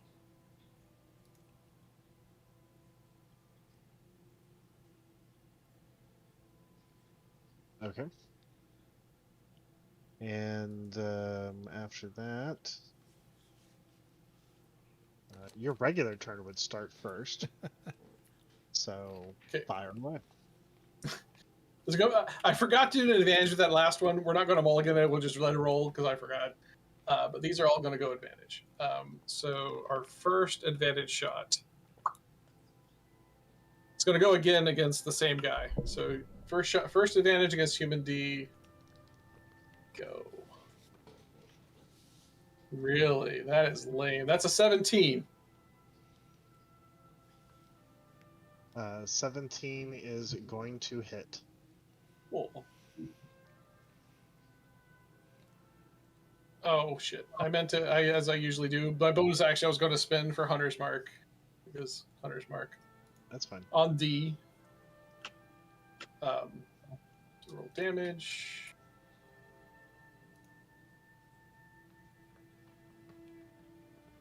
Eight plus. Where's the other dice? 1. D&D Beyond. So that's an additional 11 damage to that to human D. So an initial 11. Yep. All right. And if he's still, sounds like he's still up. So we're going to Yes. shoot him again. With our second attack, that's going to hit. That's a 22.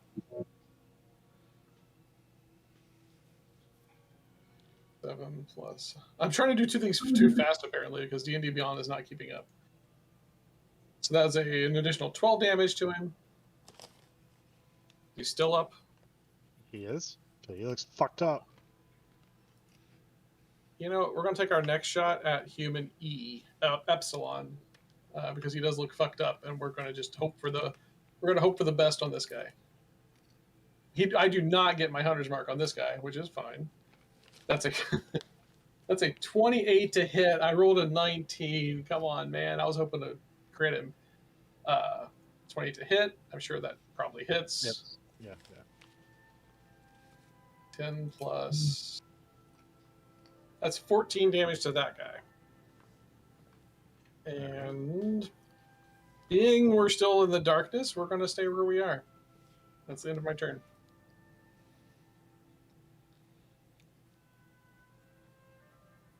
All right, and then it is Vinny's turn. Vesmir on deck. Vinny's looking a bit hurt, but he's going to go up the hall just a little bit, pull out a vial, and just start throwing the water around. And bless you, boys. Let's get this done. So, Talgar, Tyee, Vesmir, Josselyn, and me are all blessed. I cast Bless at 3rd level. And then I use the rest of my movement to move back. So that means you all get a d4 on every attack roll and every saving throw. And that ends my turn. This is a button you can just click on D&D Beyond that gave you guidance. Or That'd be nice. bless. Yeah, it would be nice. It would be nice. Would be nice. You guys think it would be nice? Papa bless. All right, Vesmir, you're up. Okay, 5, 10, 15, 20. Would I be able to see D from here or to get it closer?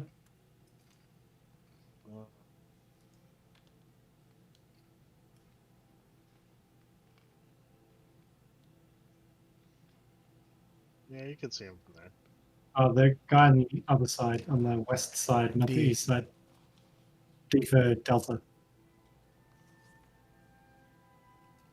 D for dongle. Dingleberry. Yeah, you can see him. Cool. I will do a Ray of Frost. And Bliss won't help with a natural 1. And I will move my last 5 feet back. All right. My turn. Oh. These mat rolls. Okay. So, how are we going to do this? Talgar. You're up there. These guys are going to come crashing down on you. Attempt to hit you 3 times. Natural 20. So that's a 25 total. 25 does hit. It does 7 points of slashing damage. So it cuts into you. The others bounce off of your armor.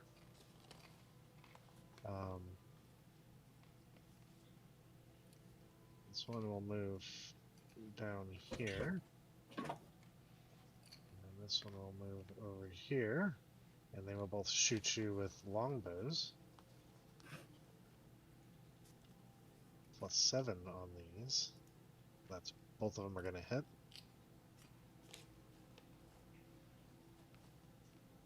That is a D8 +2.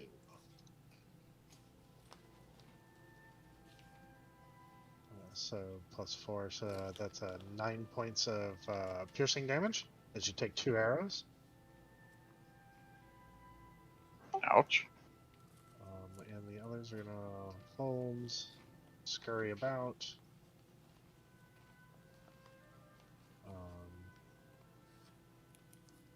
One right there, and that will be their turns. Hi, you're up. Talgar on deck. I'm up. Oh wow, it's fast. Okay, yeah. So I will. We should get I some will- better music. This shit's putting me to sleep. Oh my gosh, yeah. Kalbren, can you do that? You might have to end this all. It's a whole playlist. So I will light up my robes in the form of the archer. I will use my action to cast Moonbeam at a third. Of course I do. At a 3rd level in the spot marked on the map, and then I will use. I'll follow up on my bonus action, using it fully to send an archery bolt at Human Echo. E for Echo. Okay.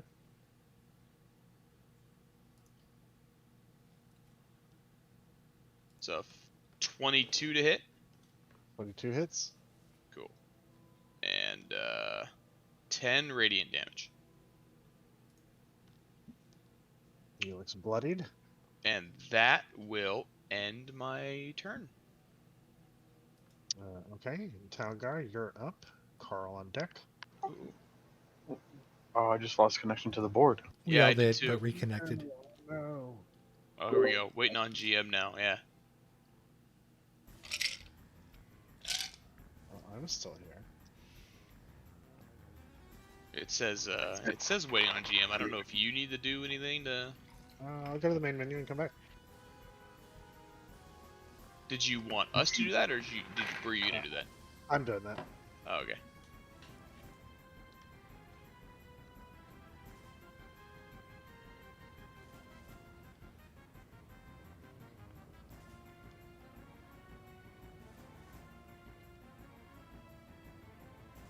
All is well.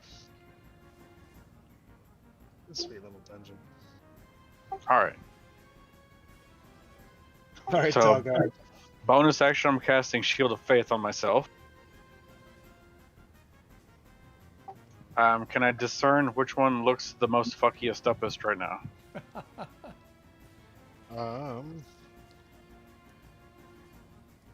D and E both have seen better days. All right, I'm gonna take my first strike on E. Okay. gonna be a 27 to hit.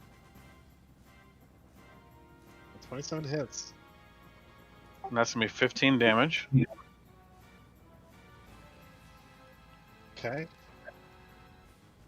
He is not looking healthy at all. All right, now I'm gonna take my other swing on D.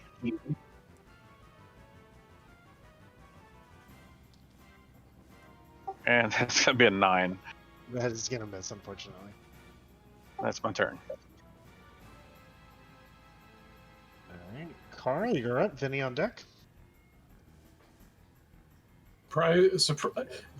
Surprised as I am to still see D alive, we're gonna do it again because he's got my mark. Okay. Pulling the bow back and giving it a shot. Come on, 20, please. Yep, there you are. Okay, that's a crit. The Hunter's Mark dice do not double. Is that, or do they? I All don't think they damage do. dice. Okay. Sneak attack doubles. All right. So that's 16 base plus 8, 24 damage in that shot. Against which one? Delta. Delta. So arrow streaks out of the darkness, hits him, and he lurches forward, and it is a quivering mess on the ground. Great. So we'll use our bonus. Well, bonus action move the Hunter's Mark to E. Or is he down? No, I'm sorry. Did I just do the wrong one? Maybe. Okay. Yeah. Bonus action Hunter's Mark goes to E, and we're going to take a shot at him. Our second attack is going to go to E. Okay. That's a 27 to hit, so probably hits. That's a 16 damage to E. And since it's still dark where we are, we're gonna just go ahead. He pitches forward as well, taking an arrow to the back. That will be all of our turn. Vinny, you're up. Vesmir on deck. So before we do, we missed Josselyn again.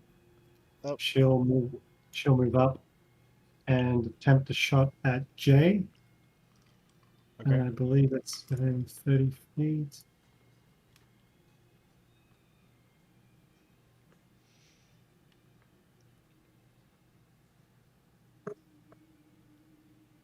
That is a 16 to hit. 16 will hit, just barely. Oh, what's the damage done on the small hand crossbow? A D6 or D8? Do not have that in front of me. I think it's a 6 because longbow's an 8. And a light crossbow's an 8. I should Oh, just okay. I'm opening my DM screen. I can tell you in just a second.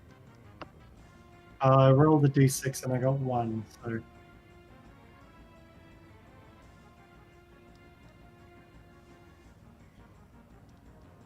Longbow, crossbow, hand crossbow with 1d6 piercing.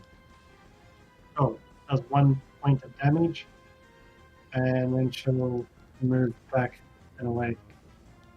1 point of damage coming right up. Okay. Vinny, you're up. Vesmir on deck. Well, you may be a grumpy old man, but you're an inspiring old man. And then I point at Human J and I go, "Poor man's moonbeam!" And a flame-like radiance descends down upon him. He needs to make a dexterity saving throw of 12 to avoid the sacred flame.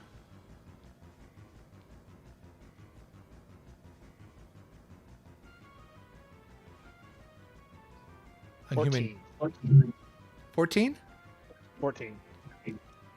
Damn it, I still need to practice. And then I go back and hide again. So nothing happens? That's it. Oh, okay. Vesmir, you're up. Okay, I will Ray of Frost at Human J. As a natural 20 You've gotten so much better at that for Ray of Frost. 16 damage. Yeah, Against 16 Jade, cold damage. right? Yep.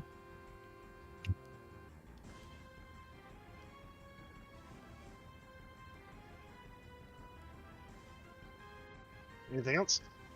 That is my turn. Okay. So the guy with the red hat enters the room, Karl. He sees the arrows sticking out of the back of the men that went down, seeing how they went down. He points over into the shadowy corner that you are and says, "Lights! They're in the room!" Several hooded lanterns come open, revealing your position. Jesus. Let's see here.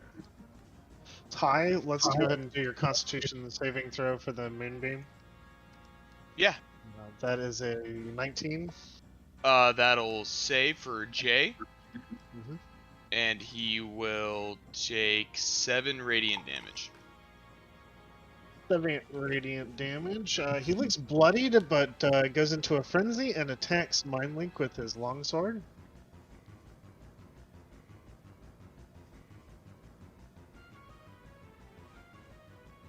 He rolls an 18 plus 5, so that is a hit. Swing and a miss. I use my last inspiration to try to lower his attack by... Did that roll? Let me try again. I'll roll it over here, because I don't know why. His attack was lowered by 2. So, Okay, so that takes it to 21. That's a miss. Holy shit. Clang! Sword vibrates in his hands. He looks panicked down at it. So that didn't go well for him. Unfortunately for Karl, several people see you and they're going to open up with crossbows as 3 of them shoot with their... I'm sorry, longbows, as 3 of them shoot their longbows at you. As one does.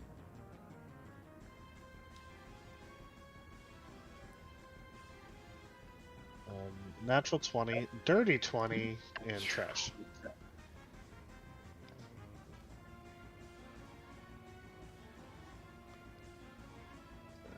Two d8, 1d8.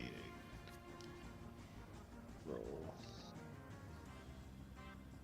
It's 20 points of piercing damage as you take 3 arrows.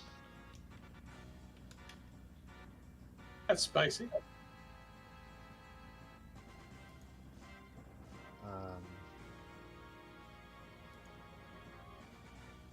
These 2 are going to rush the...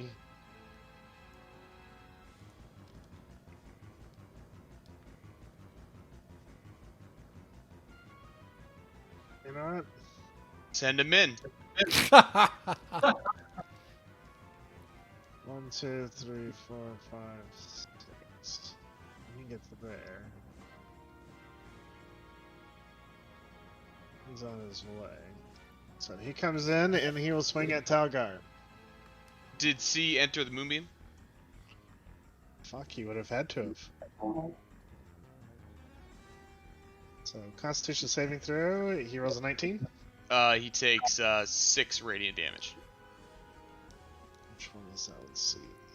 6 radiant damage. He swings his sword at Talgar. That is a 26. Oh no, sorry, I'm sorry, that's 24. I hit.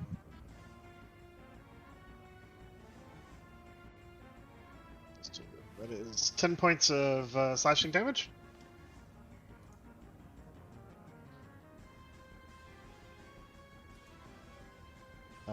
And scary.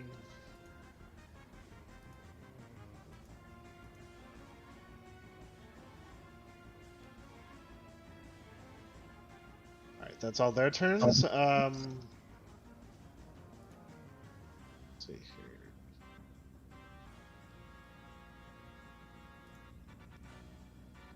Tyee, you're up.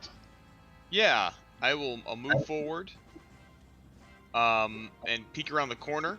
and I'll move my moonbeam right there. And then I will shoot an archery bolt at Human J. Human J is still standing, right? Yes. Okay. He looks bloody though. 25. 25 hits. And it'll be 9 radiant damage. He looks extremely bloody.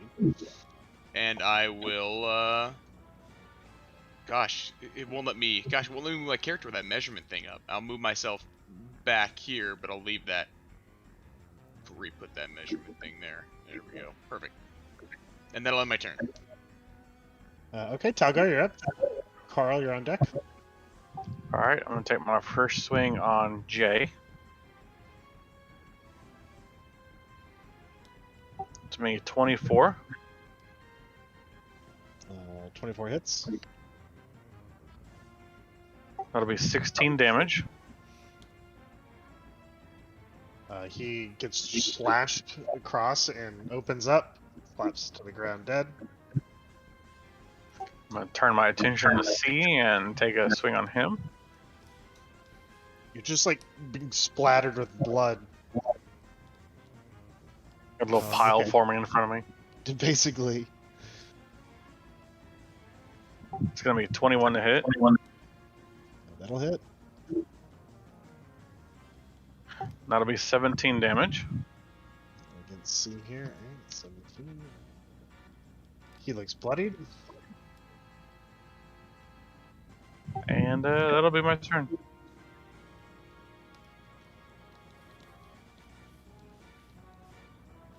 Karl, you're up. Vinny, you're on deck. What are your thoughts if I try to find one of these lanterns and move towards it to douse it to get me back in the into darkness? Full action and then, Yeah. like, does that sound fair? True. 'Cause that's what I want to do. I want to move over to that one right there and take an action to douse the lantern to get myself back in the darkness.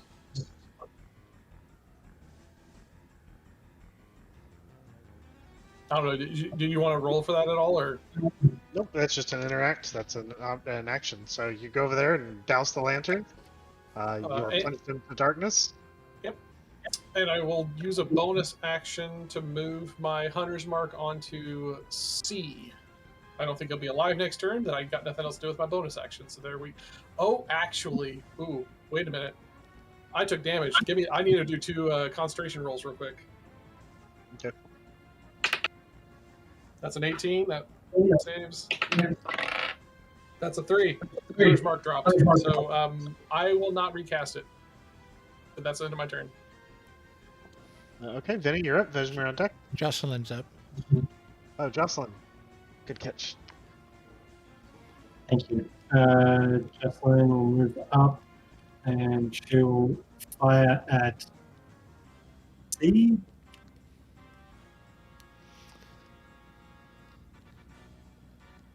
For a 17 to hit. 17 will hit. And that's 4 damage. 4 damage to C.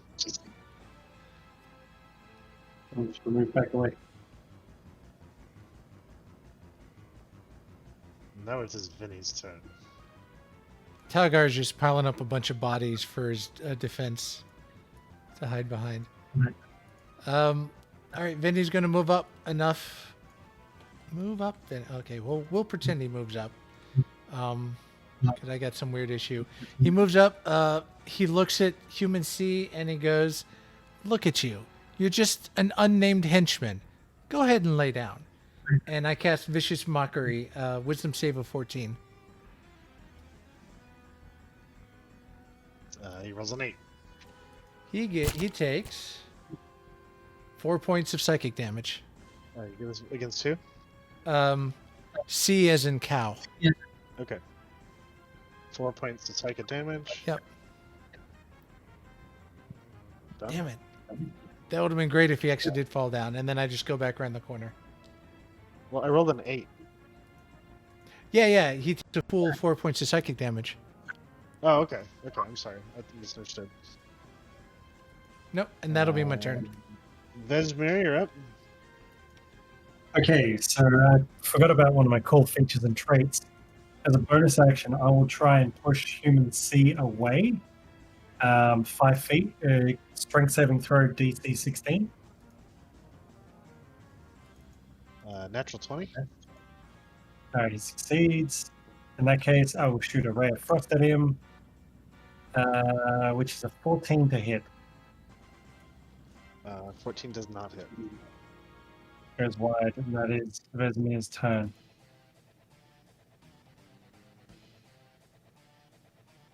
Okay, so let's get the Constitution saves out of the way.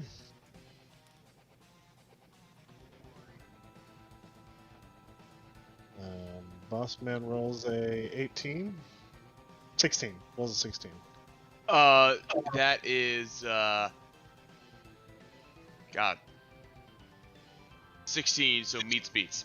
He passes. Okay, so it's half damage. Yep. And it's so he takes 6 damage. Alright, and then there's 2 others that are over there, I think. Looks like there's only one in the beam right now, so that would be human eye. Yeah, G's just short of it. But G and H can't enter without hitting it. Constitution saving throw. Constitution saving throw 21. Oh, he takes 6 damage as well. Dunsky. Alright. We're gonna have to do 2 more. 16 and a 18. They both take 6 damage. 6.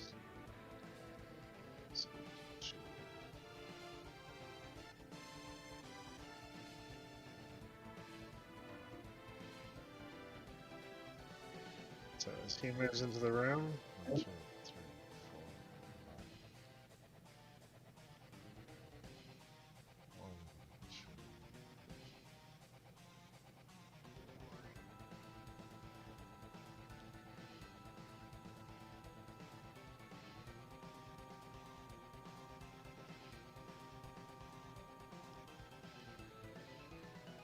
Karl disappeared over there. Sucks to be you, Talgar. Okay, let's do the first 3 longbows. Talgar.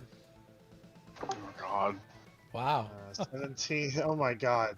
17. Like crap. Okay, so those 3 didn't hit. And then there's 1, Ting ting ting. 2, 3. 3 more have slung on you.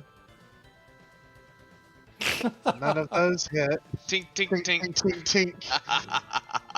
And 1, 2. He's gonna raise up and he will swing his longsword at you. Plus 5. That is a 22. Miss. Are you fucking serious? Oh my god. You put You shield Shield are of faith, right? Yeah. Nice one. Yep. fucking 23. abrams. Oof. Seeing all of this, the commander will pull out a javelin, toss it in his hand, turn, and chuck it at you. That's all he's worth.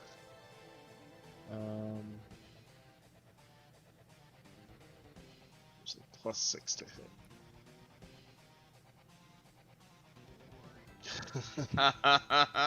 22! Dink! Holy shit.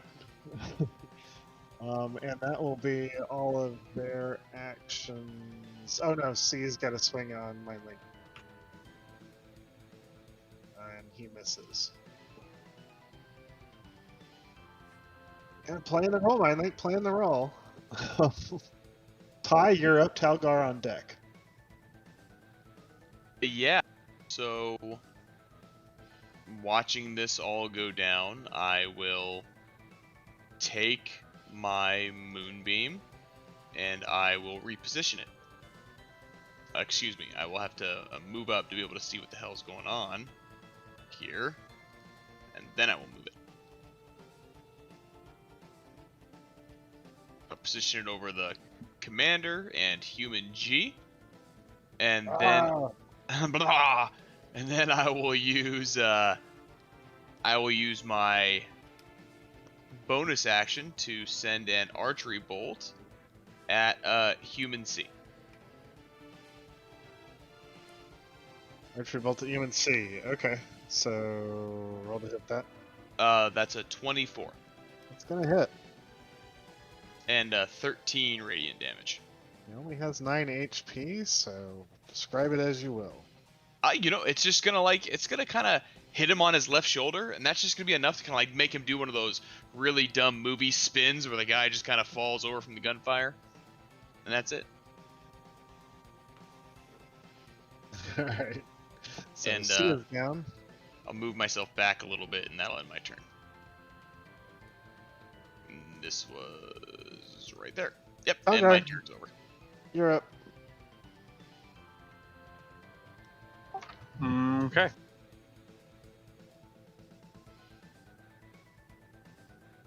Hold on. D&D Beyond just freaked out on me. Yeah, I had to exit the menu and return because I couldn't do anything. Okay. I'm going to swing on... Looks like B is still up. Hard to tell with this pile in front of me. Yes. Yes, there's a pile in front of you. It's going to be a 16 to hit. 16 meets beats. Bless?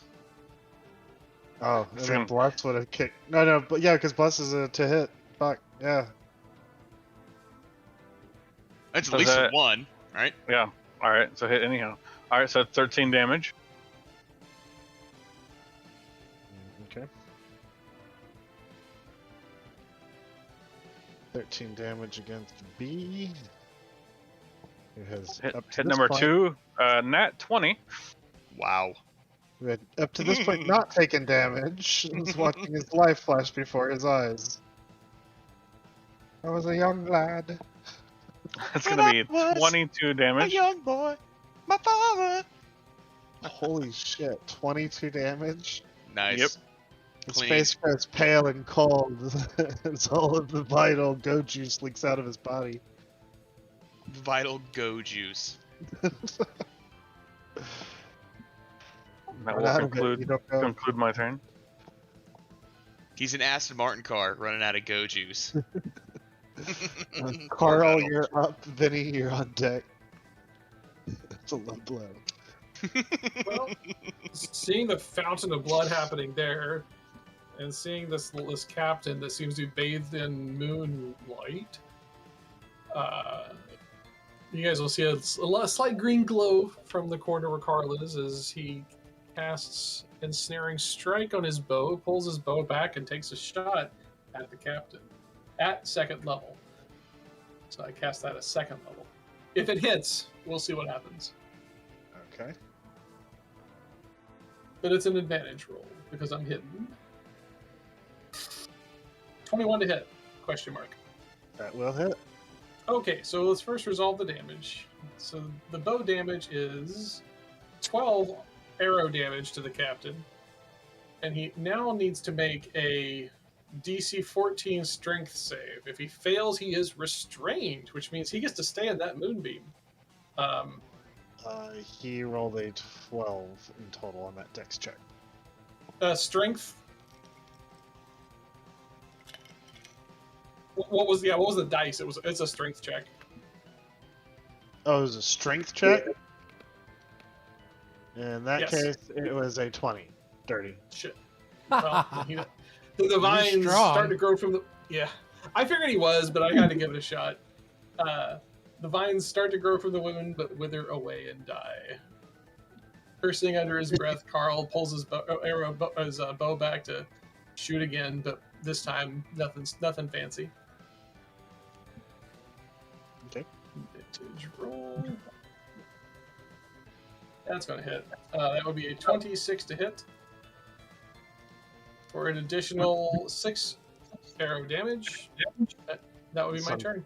All in commander, right? All the commander, yeah. 6 more damage. Correct. Okay, cool. All right, the Josselyn. We must keep missing her. Yes. Josselyn. 5, 10, 20. Sorry, is human B still up or is it down? No, down. Wait. No, up. B is still up. Yeah. Very bloodied, but still up. Jocelyn will give a shot at that one. It is a 6 to hit, goes wide.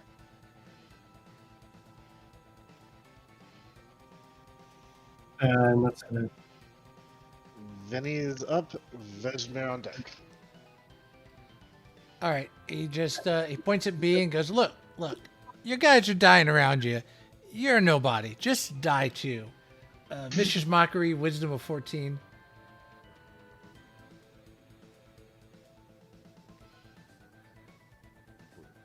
This is marked for wisdom 14, and we are only at 15. Vinny just shows him the middle finger and then hides around the corner again. Alright. Vesmir, you're up. Okay, there's more thing what's going on. We'll take a view of the room and we will cast Adjust Density right here,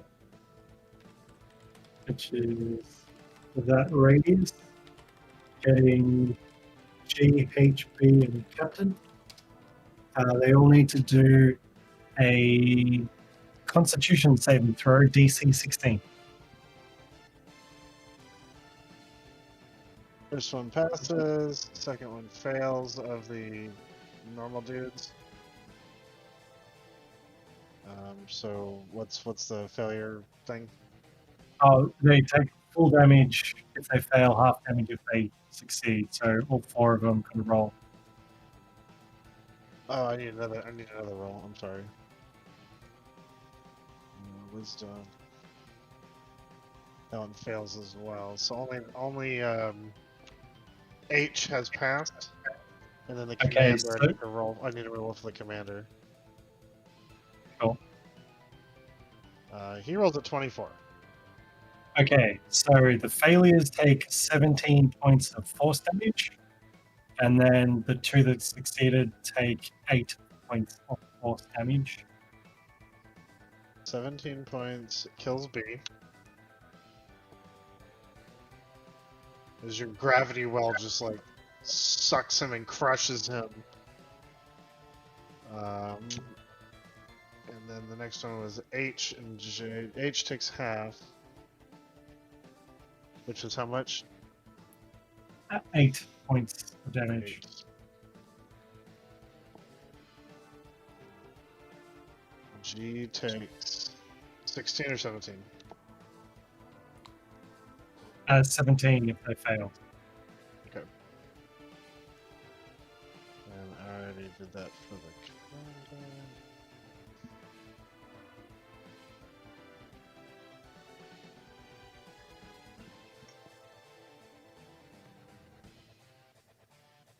Done. Okay. Okay, and bonus action, I will attempt to shove human H towards me 5 feet. Strength saving throw, DC 16. Strength saving throw 16. I am rolling an 11. Okay, so he comes 5 foot closer towards me. And you want that to be H. Okay. Nope. Oh, and then I'll move back a little bit. That's my turn. Okay, it is human guards. Bossman and G need to make Constitution saving throws. Mm-hmm. G rolls a 12. Fail. Bossman rolls a 16. Meets beats. So boss takes 5. Other guy takes 11. So G. G is not looking good. His skin begins to peel and melt under the radiant light. Okay, so that was those. Now we can actually do stuff. The commander is going to say, "Give him a volley." As 1, 2, 3, 4, 5, 6 come at Mindleak. So 1, 2, 3, 4. Oh God. 5. No. 1, 2, 3. Just 5. 5 shots come back. Plus 7. Miss. None of them hit. Ding ding ding ding ding. Ding ding ding ding ding ding ding. He's unstoppable! The boss man decides that he's going to have to take this on himself, and he storms forward, or attempts to. My movement's cut in half. Sorry, say that again. Is my movement cut in half for the boss? No. He succeeded on this save. Okay, so he is going to move forward and make 3 longsword attacks at you. Plus 6. All 3. Clang, clang, clang. Damn. Wow. Okay, that's not good. Tyee, you are up. Talgar on deck. Yeah. So. Yeah, I'll leave the moonbeam where it is for now, and I will start by sending a guiding bolt at the commander. Okay. Does a 24 hit? It does. Okay. That is 12 radiant damage. And then I will follow it up with a, actually, at this moment, I will move. Bloodied? I will move forward at this moment. He's glowing, and I'll leave him glowing. And I will take my archery bolt at, Human G. Okay. He's bathed in your radiant moonlight. Does a 17 hit? It does hit him. Okay. So he receives 10 radiant damage. That's enough to finish him off. Okay. And my moonbeam is still, what is it, like, there-ish? I don't know, it's in the middle of nowhere, basically, now. Somewhere like that, yeah. Yeah. So, he's dead, and Commander is glowing. I'm back where I want to be, and ends my turn. Talgar, you're up. Karl, you're on deck. All right, swinging at the captain. This one is with advantage.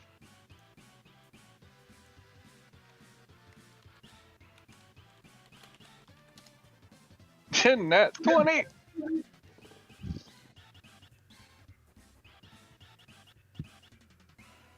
That's gonna be a 20 damage for my first swing. What's my damage? Okay, 20 damage. He is very not looking good. Let's see if this last swing will finish it off. That's a dirty 20. Meets beats.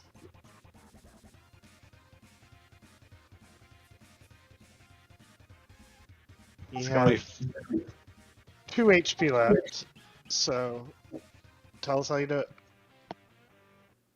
well. I was gonna feel a little smite coming through, but I guess I don't need to. So I'm just gonna chop his head clean off and drop kick it as it falls to the floor. So he steps forward to like take you on, thinking he's got you. Swings 3 times, clang, clang, clang, and you just lay into him, beheading him with a killing blow.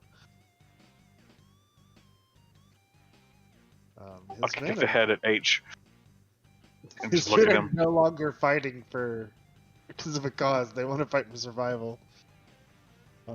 Karl, you are up.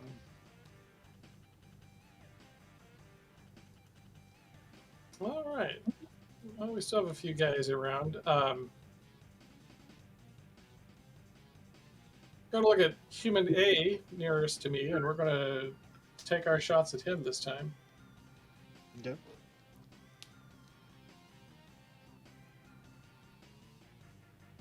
Shot 1 is 16 to hit. 16 meets. Okay. Ugh, crappy damage roll. That's 5 damage. Shot 2, same guy. Which one? A. Okay. 23 to hit. 5. Slightly better damage. 9 damage on the next shot. We're going to stay where we are, and that will conclude our turn. Josselyn, you're up.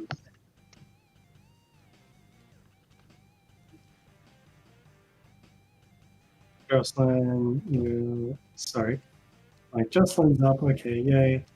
I'll move up there, take a shot at H.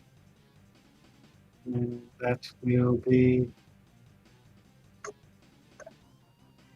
14 to hit. 14 to hit is going to miss. Plus D4. She's blessed. Oh, Oh, yeah, she- favorite D4. Nice. It makes it a 17. 17 hits. Great shot. 3 damage Against against H. A H. H, as in Harry. 3 damage on the H. Fantastic. Alright, and with that, Vinny, you're up. Vesmir on deck. Good shot, Josselyn. I'll go up and do the same. I'll shoot my crossbow at H.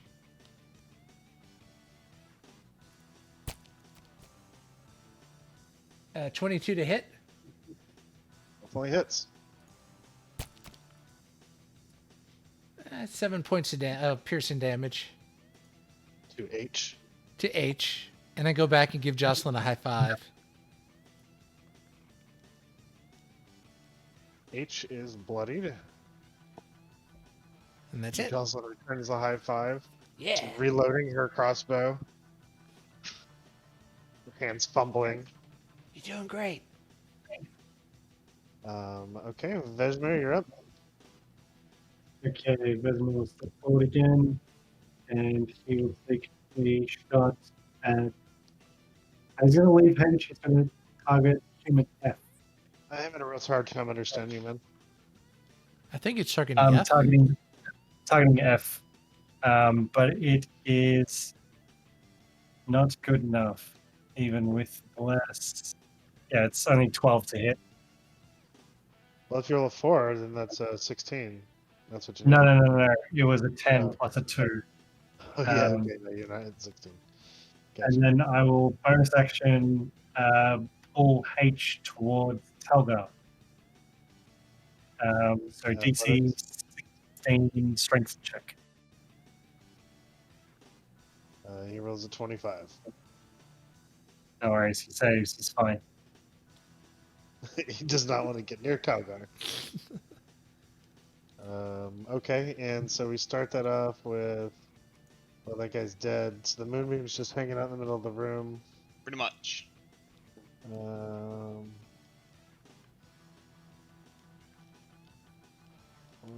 2, 3, 4. 4 shots coming at Talgar. Plus 7. Ha! Got one. 1. It's a hit.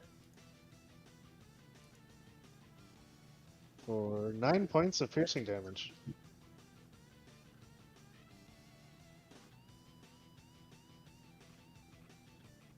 Talgar's starting to hurt a little. 1, 2, 3. The 72 arrows that are coming at him. 1, 2, 3.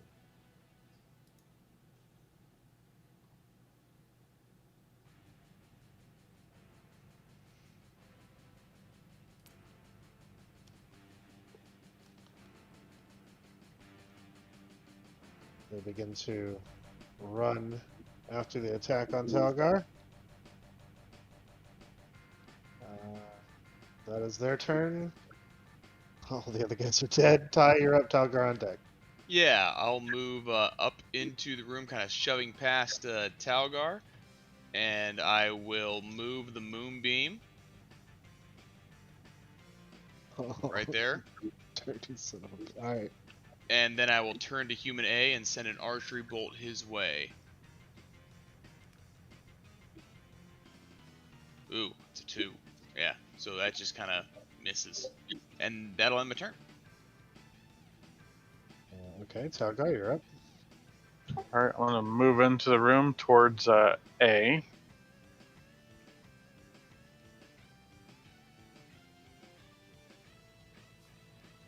And I'm gonna touch myself a little. Okay. Just a little. Just a little, maybe just a tip. Neat. That's gonna be my turn because that's an action. Okay. How much did you heal yourself for? 15. Very nice. It's actually Josselyn's turn now.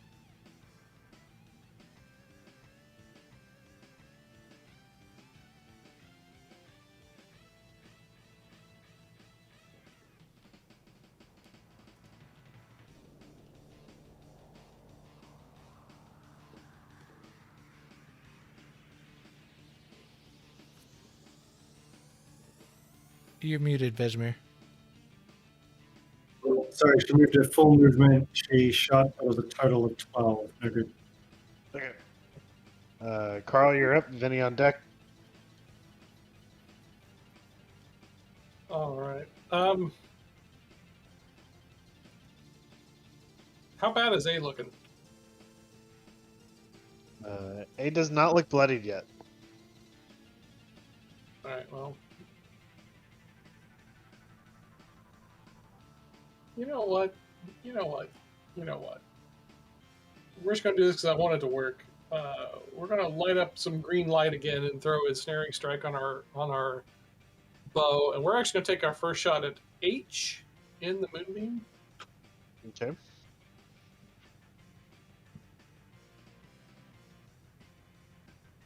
First shot is a 27 to hit.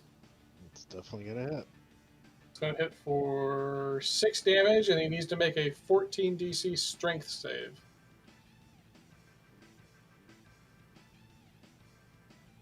$26 to Mr. 20. Oh. All right. Well, our second shot is going to go at human A. Okay.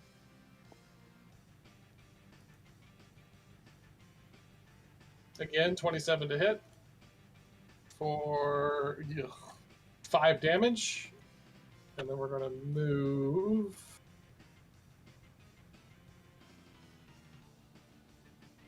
Move up 30 foot, and that'll be our turn. That's 5 damage on A. Correct. Got it. You got it. Vinny, you're up. Vesmir on deck. Let's see. 1, 3, 4, 5, 6. I enter the room. 1 sheep, 2 sheep, 3 sheep hit the floor. 2 towels. No, I'm not going to waste that. Which one looks more hurt, E or H?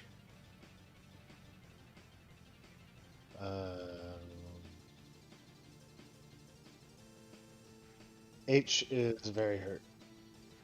All right. Well, just to kind of whittle it down, I'll just send a crossbow bolt at E as an elephant.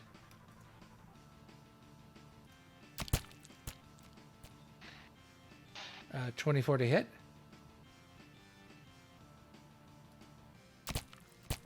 Hold on. Human E is dead. Oh. That's human F. Well, yeah, well, I'm shooting human F then. Okay. 24 to hit. 24 hits. And only Nice. 4 piercing damage. Great song. Sorry, how much piercing? Only 4 piercing. Okay. And that's it. Vesmir, you're up. Vesmir will move in.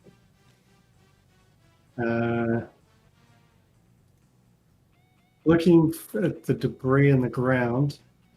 There's plenty. Excellent.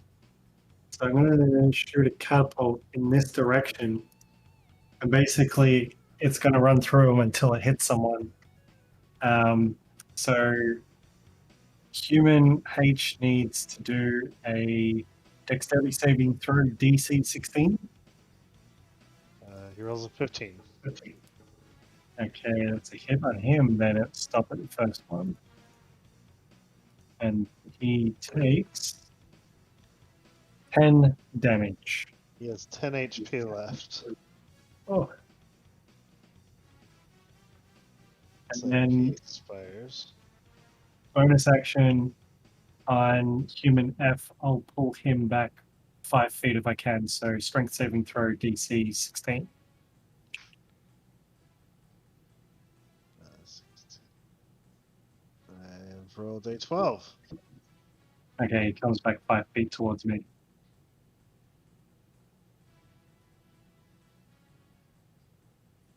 He does not want to come that direction. Cool. That is my turn done. Okay, Constitution saving throw for the one in the moonbeam. Fails his roll. 18 damage. 18 damage. He is quite scorched by this radiant damage. Looks bloodied, but is still on his feet. With Talgar on his heels, this guy is terrified. And he is going to, human A is going to use dash. 1, 2, 3, 4, 5. He'll need to save too. Yeah. Oh, okay.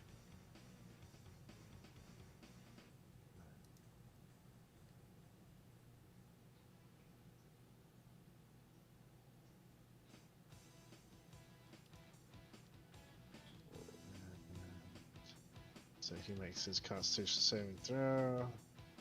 He rolls 19. 9 damage.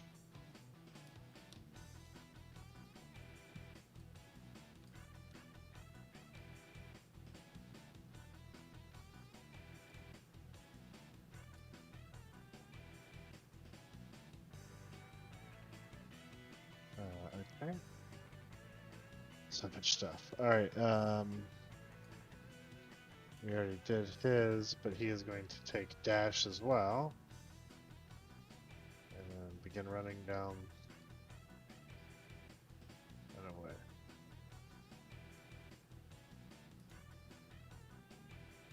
Everybody else in the room is dead.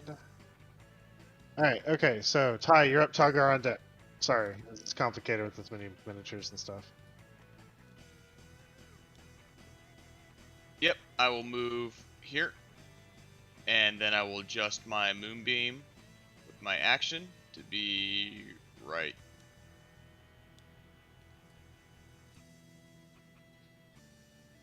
there, and then I will shoot an archery bolt at human A. I revealed more of the map if that changes anything. It's okay. Got a 22 That hits. for 8 radiant damage, He is now bloodied. and that ends my turn. Talgar, you're up.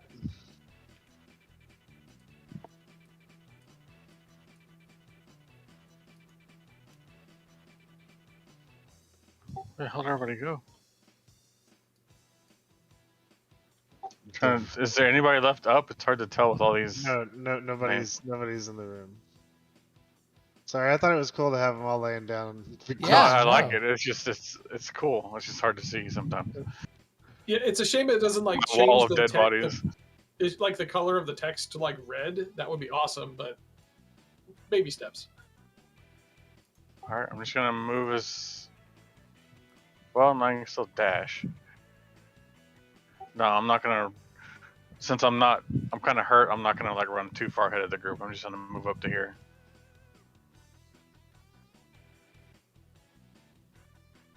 All right. Anything? What are you doing for your action? I'm just gonna dodge for now. Okay. And with that, Josselyn's turn's up.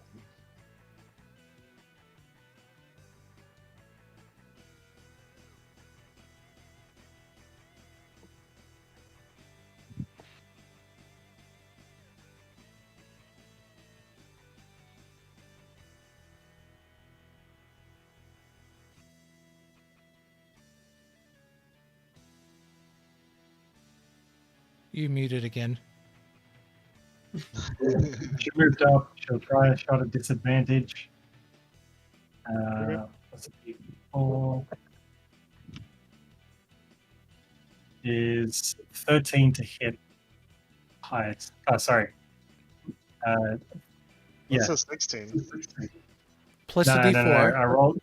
It's a 3. There's a disadvantage roll, so it's a 3 and 11 with a +2. So it's a 3 + 2 is 5 total. She misses her shot. Gotcha. So she misses. Yeah. Aw. Poor Josselyn. All right. Well, then it is Karl's turn. Vinny, you're on deck. I saw them run down this hallway. So 60 foot will put me about there. Or not 60, sorry. 30 foot of movement puts me there. I think I will actually take the dash because I got nothing else to do. I can take a few more smacks to the face. We're going to dash up to there. And I would believe we are probably in the darkness here, so they wouldn't be able to see me, and that would be my turn. All right. Vinny, you're up. Vesmir on deck. All right, I can move up. 1, 2, 3. I can get up as far as Josselyn. I'm not going to be in the same space as Josselyn. Stop it. There we go. And it looks like I've got a pretty good line of sight, so I will actually, and this would be a 90-foot range. And from here, just go up.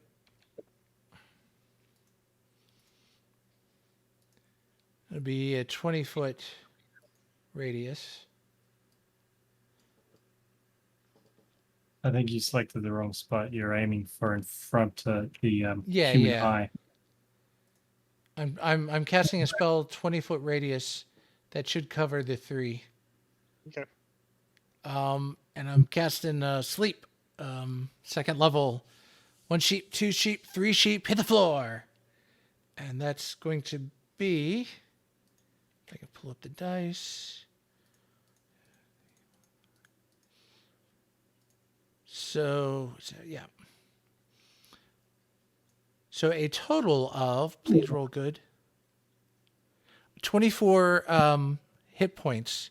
So Start with the biggest or the smallest? the smallest. Okay. Then 13. A is asleep. That used some. That's 11 left. 11 left. Unfortunately, that's the only one that you're able to get to sleep. But A dozes off. Well, he's in the moonbeam anyway, so's I. That was worth a try. But that ends my turn. Trying to stop the runners. Smart tactic, though. All right, Vesmir, you're up. Some more Okay. too. Well, I had 4 1s, so Yeah, that was a shitty roll. yeah. I What are you should gonna have do? done it from Happens. D&D Beyond.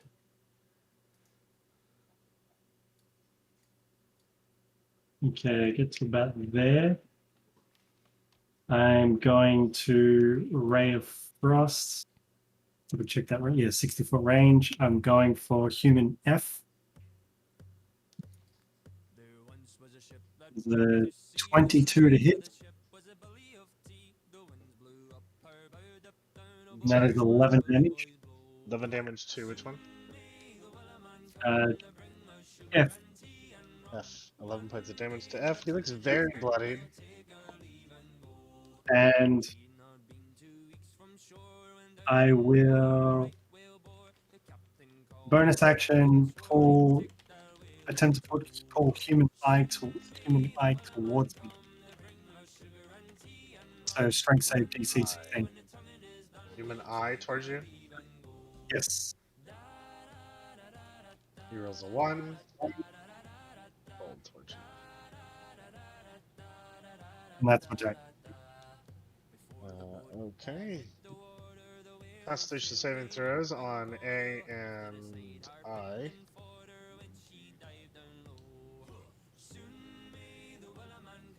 (14) and 10.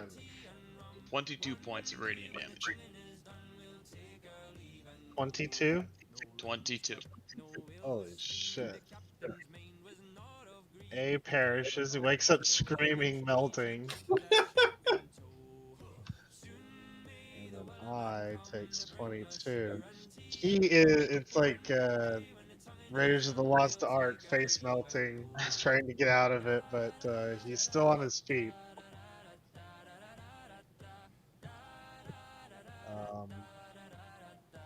Let's see, A is dead. Right. Okay. He's running. 1, 2, 3, 4, 5, 6, 7. He's running as well.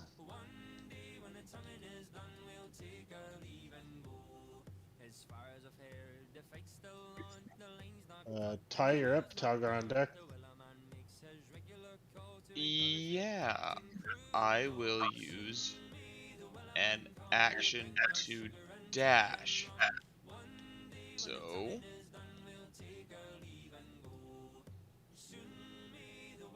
what is that? I have 30 feet, so 60 feet, so 12 of these damn things. Fuck, I can't barely even. No way I can even catch up to these guys.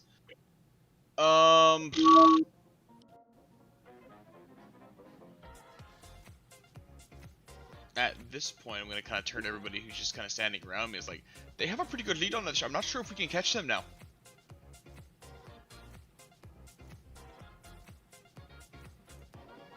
Shame we can't head them off the other way. Chase them around in circles.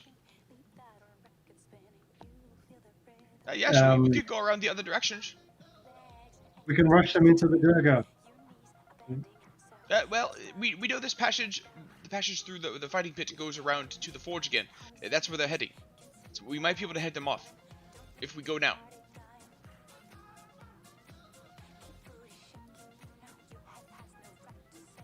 All right. We still maintaining initiative order, or Well, what is the party's intention? I'm suggesting that we travel. I'm going to move my marker just to show you what we're intending. That we move around this way through the fighting pit and try to meet these guys over here-ish, where I'm assuming they're running. Okay. Vesmir, can you just instantly on Talgar make him run faster? Is that how that works?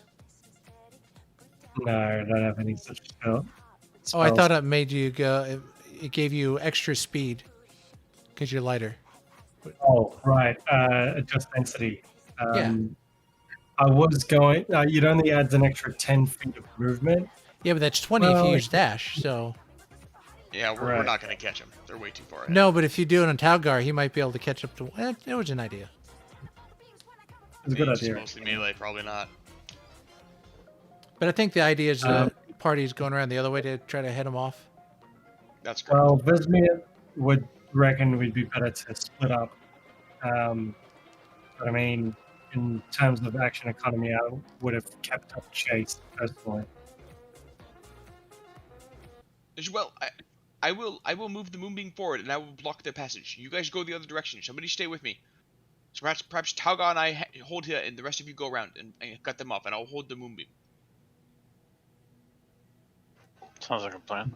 I start dashing the other way. All right, so Action I away. will move forward, with just a regular speed, and then I will place my moonbeam there, and that will be my turn, and kind of just hold off their escape or their return. Okay, so you're just blocking the passage with your moonbeam. Basically, yeah. Okay, so for everybody else that's traversing to try to cut the party off, I need an athletics check to see how good your cardio is. Vesmir was going to adjust density, which is going to take up an action as well, but that'll give him an extra 20 feet of movement when That's dashing. fine. 18 athletics for the goblin. All right. 9 for the elf. 11 Great. for the Vedalken. It's like in Next Lord of to the us, Rings when the hobbits went first. Yes. All right, so I got 2 passes and 1 fail. Who's left? And Mindleak, you need to do yours with disadvantage. Oh, I thought he was staying with. Well, Yeah. Talgar's moving up with. So it's just with us Tyee, three. to hold off. Okay. Then just y'all 3. Yes. Oh, okay. Unless In we that count case- Josselyn. What's Josselyn doing? I don't know. What is she doing? She'll come with us. She'll roll a 14. You know those kids, they can just run forever and not get tired. Okay. Let me position some things.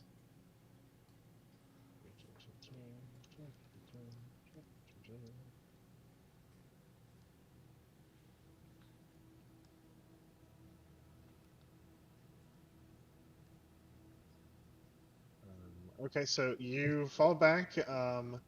They're running, trying to get out through that direction.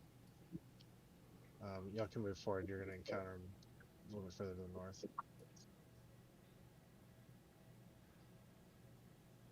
He said north.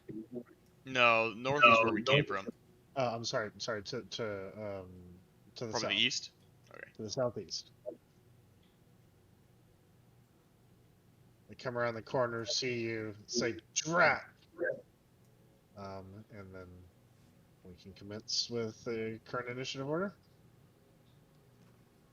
I feel good with that. Yeah, where would we be exactly, roughly? I think right where Vinny is. Y'all are running into each other like in this hallway. We can position things like they've come around this corner, revealing themselves. However you want to position yourselves.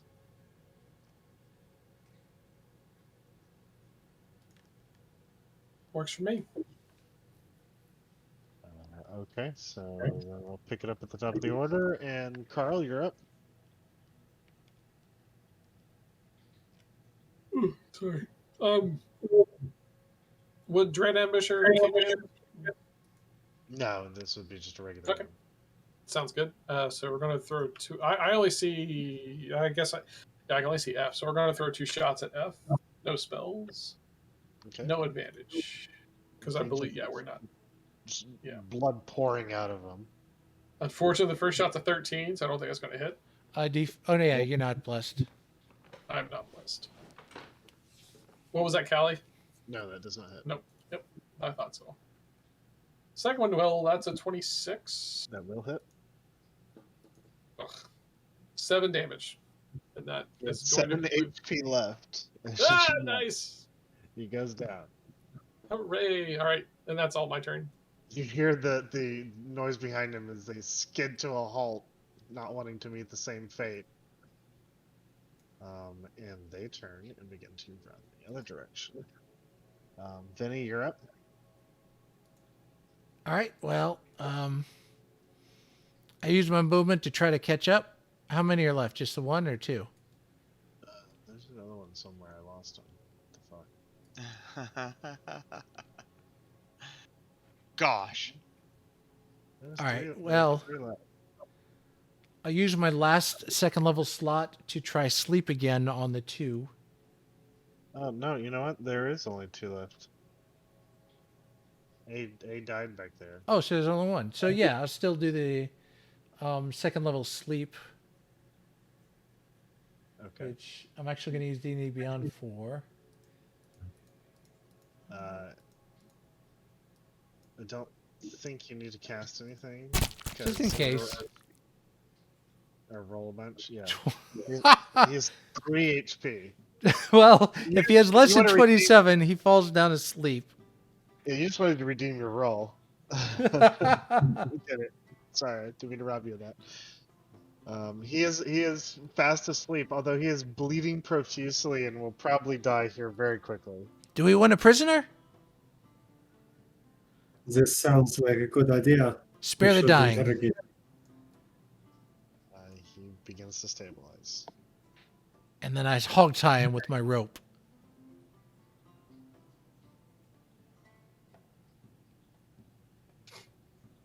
Well, should we drag him back to the others or bring the others here?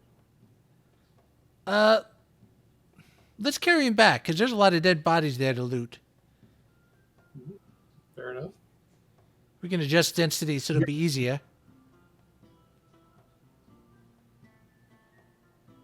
Vesmir waves his hand. He is half his weight. And we carry him back. Like a stuck pig. Where are y'all headed? Back to, actually to the Bane room. Where we first encountered them. The death room. And we'll call, old man over. Old man and orc over. Sorry. Hi. Tyee and Talgar. That's what it was. I couldn't remember. We got a live one.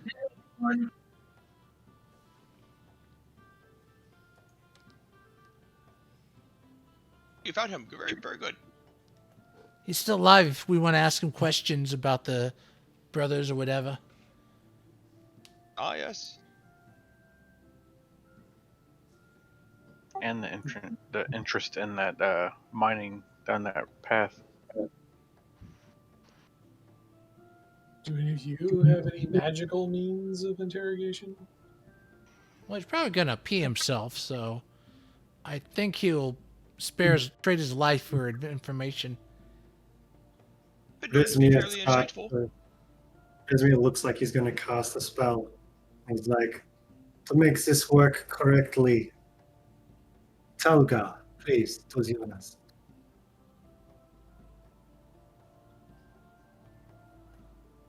Be sifting through these bodies. Okay. I think this is a good place for us to pause so that we can pick up next session with looting and interrogation. Oh yeah. I like it. I'm keen on that.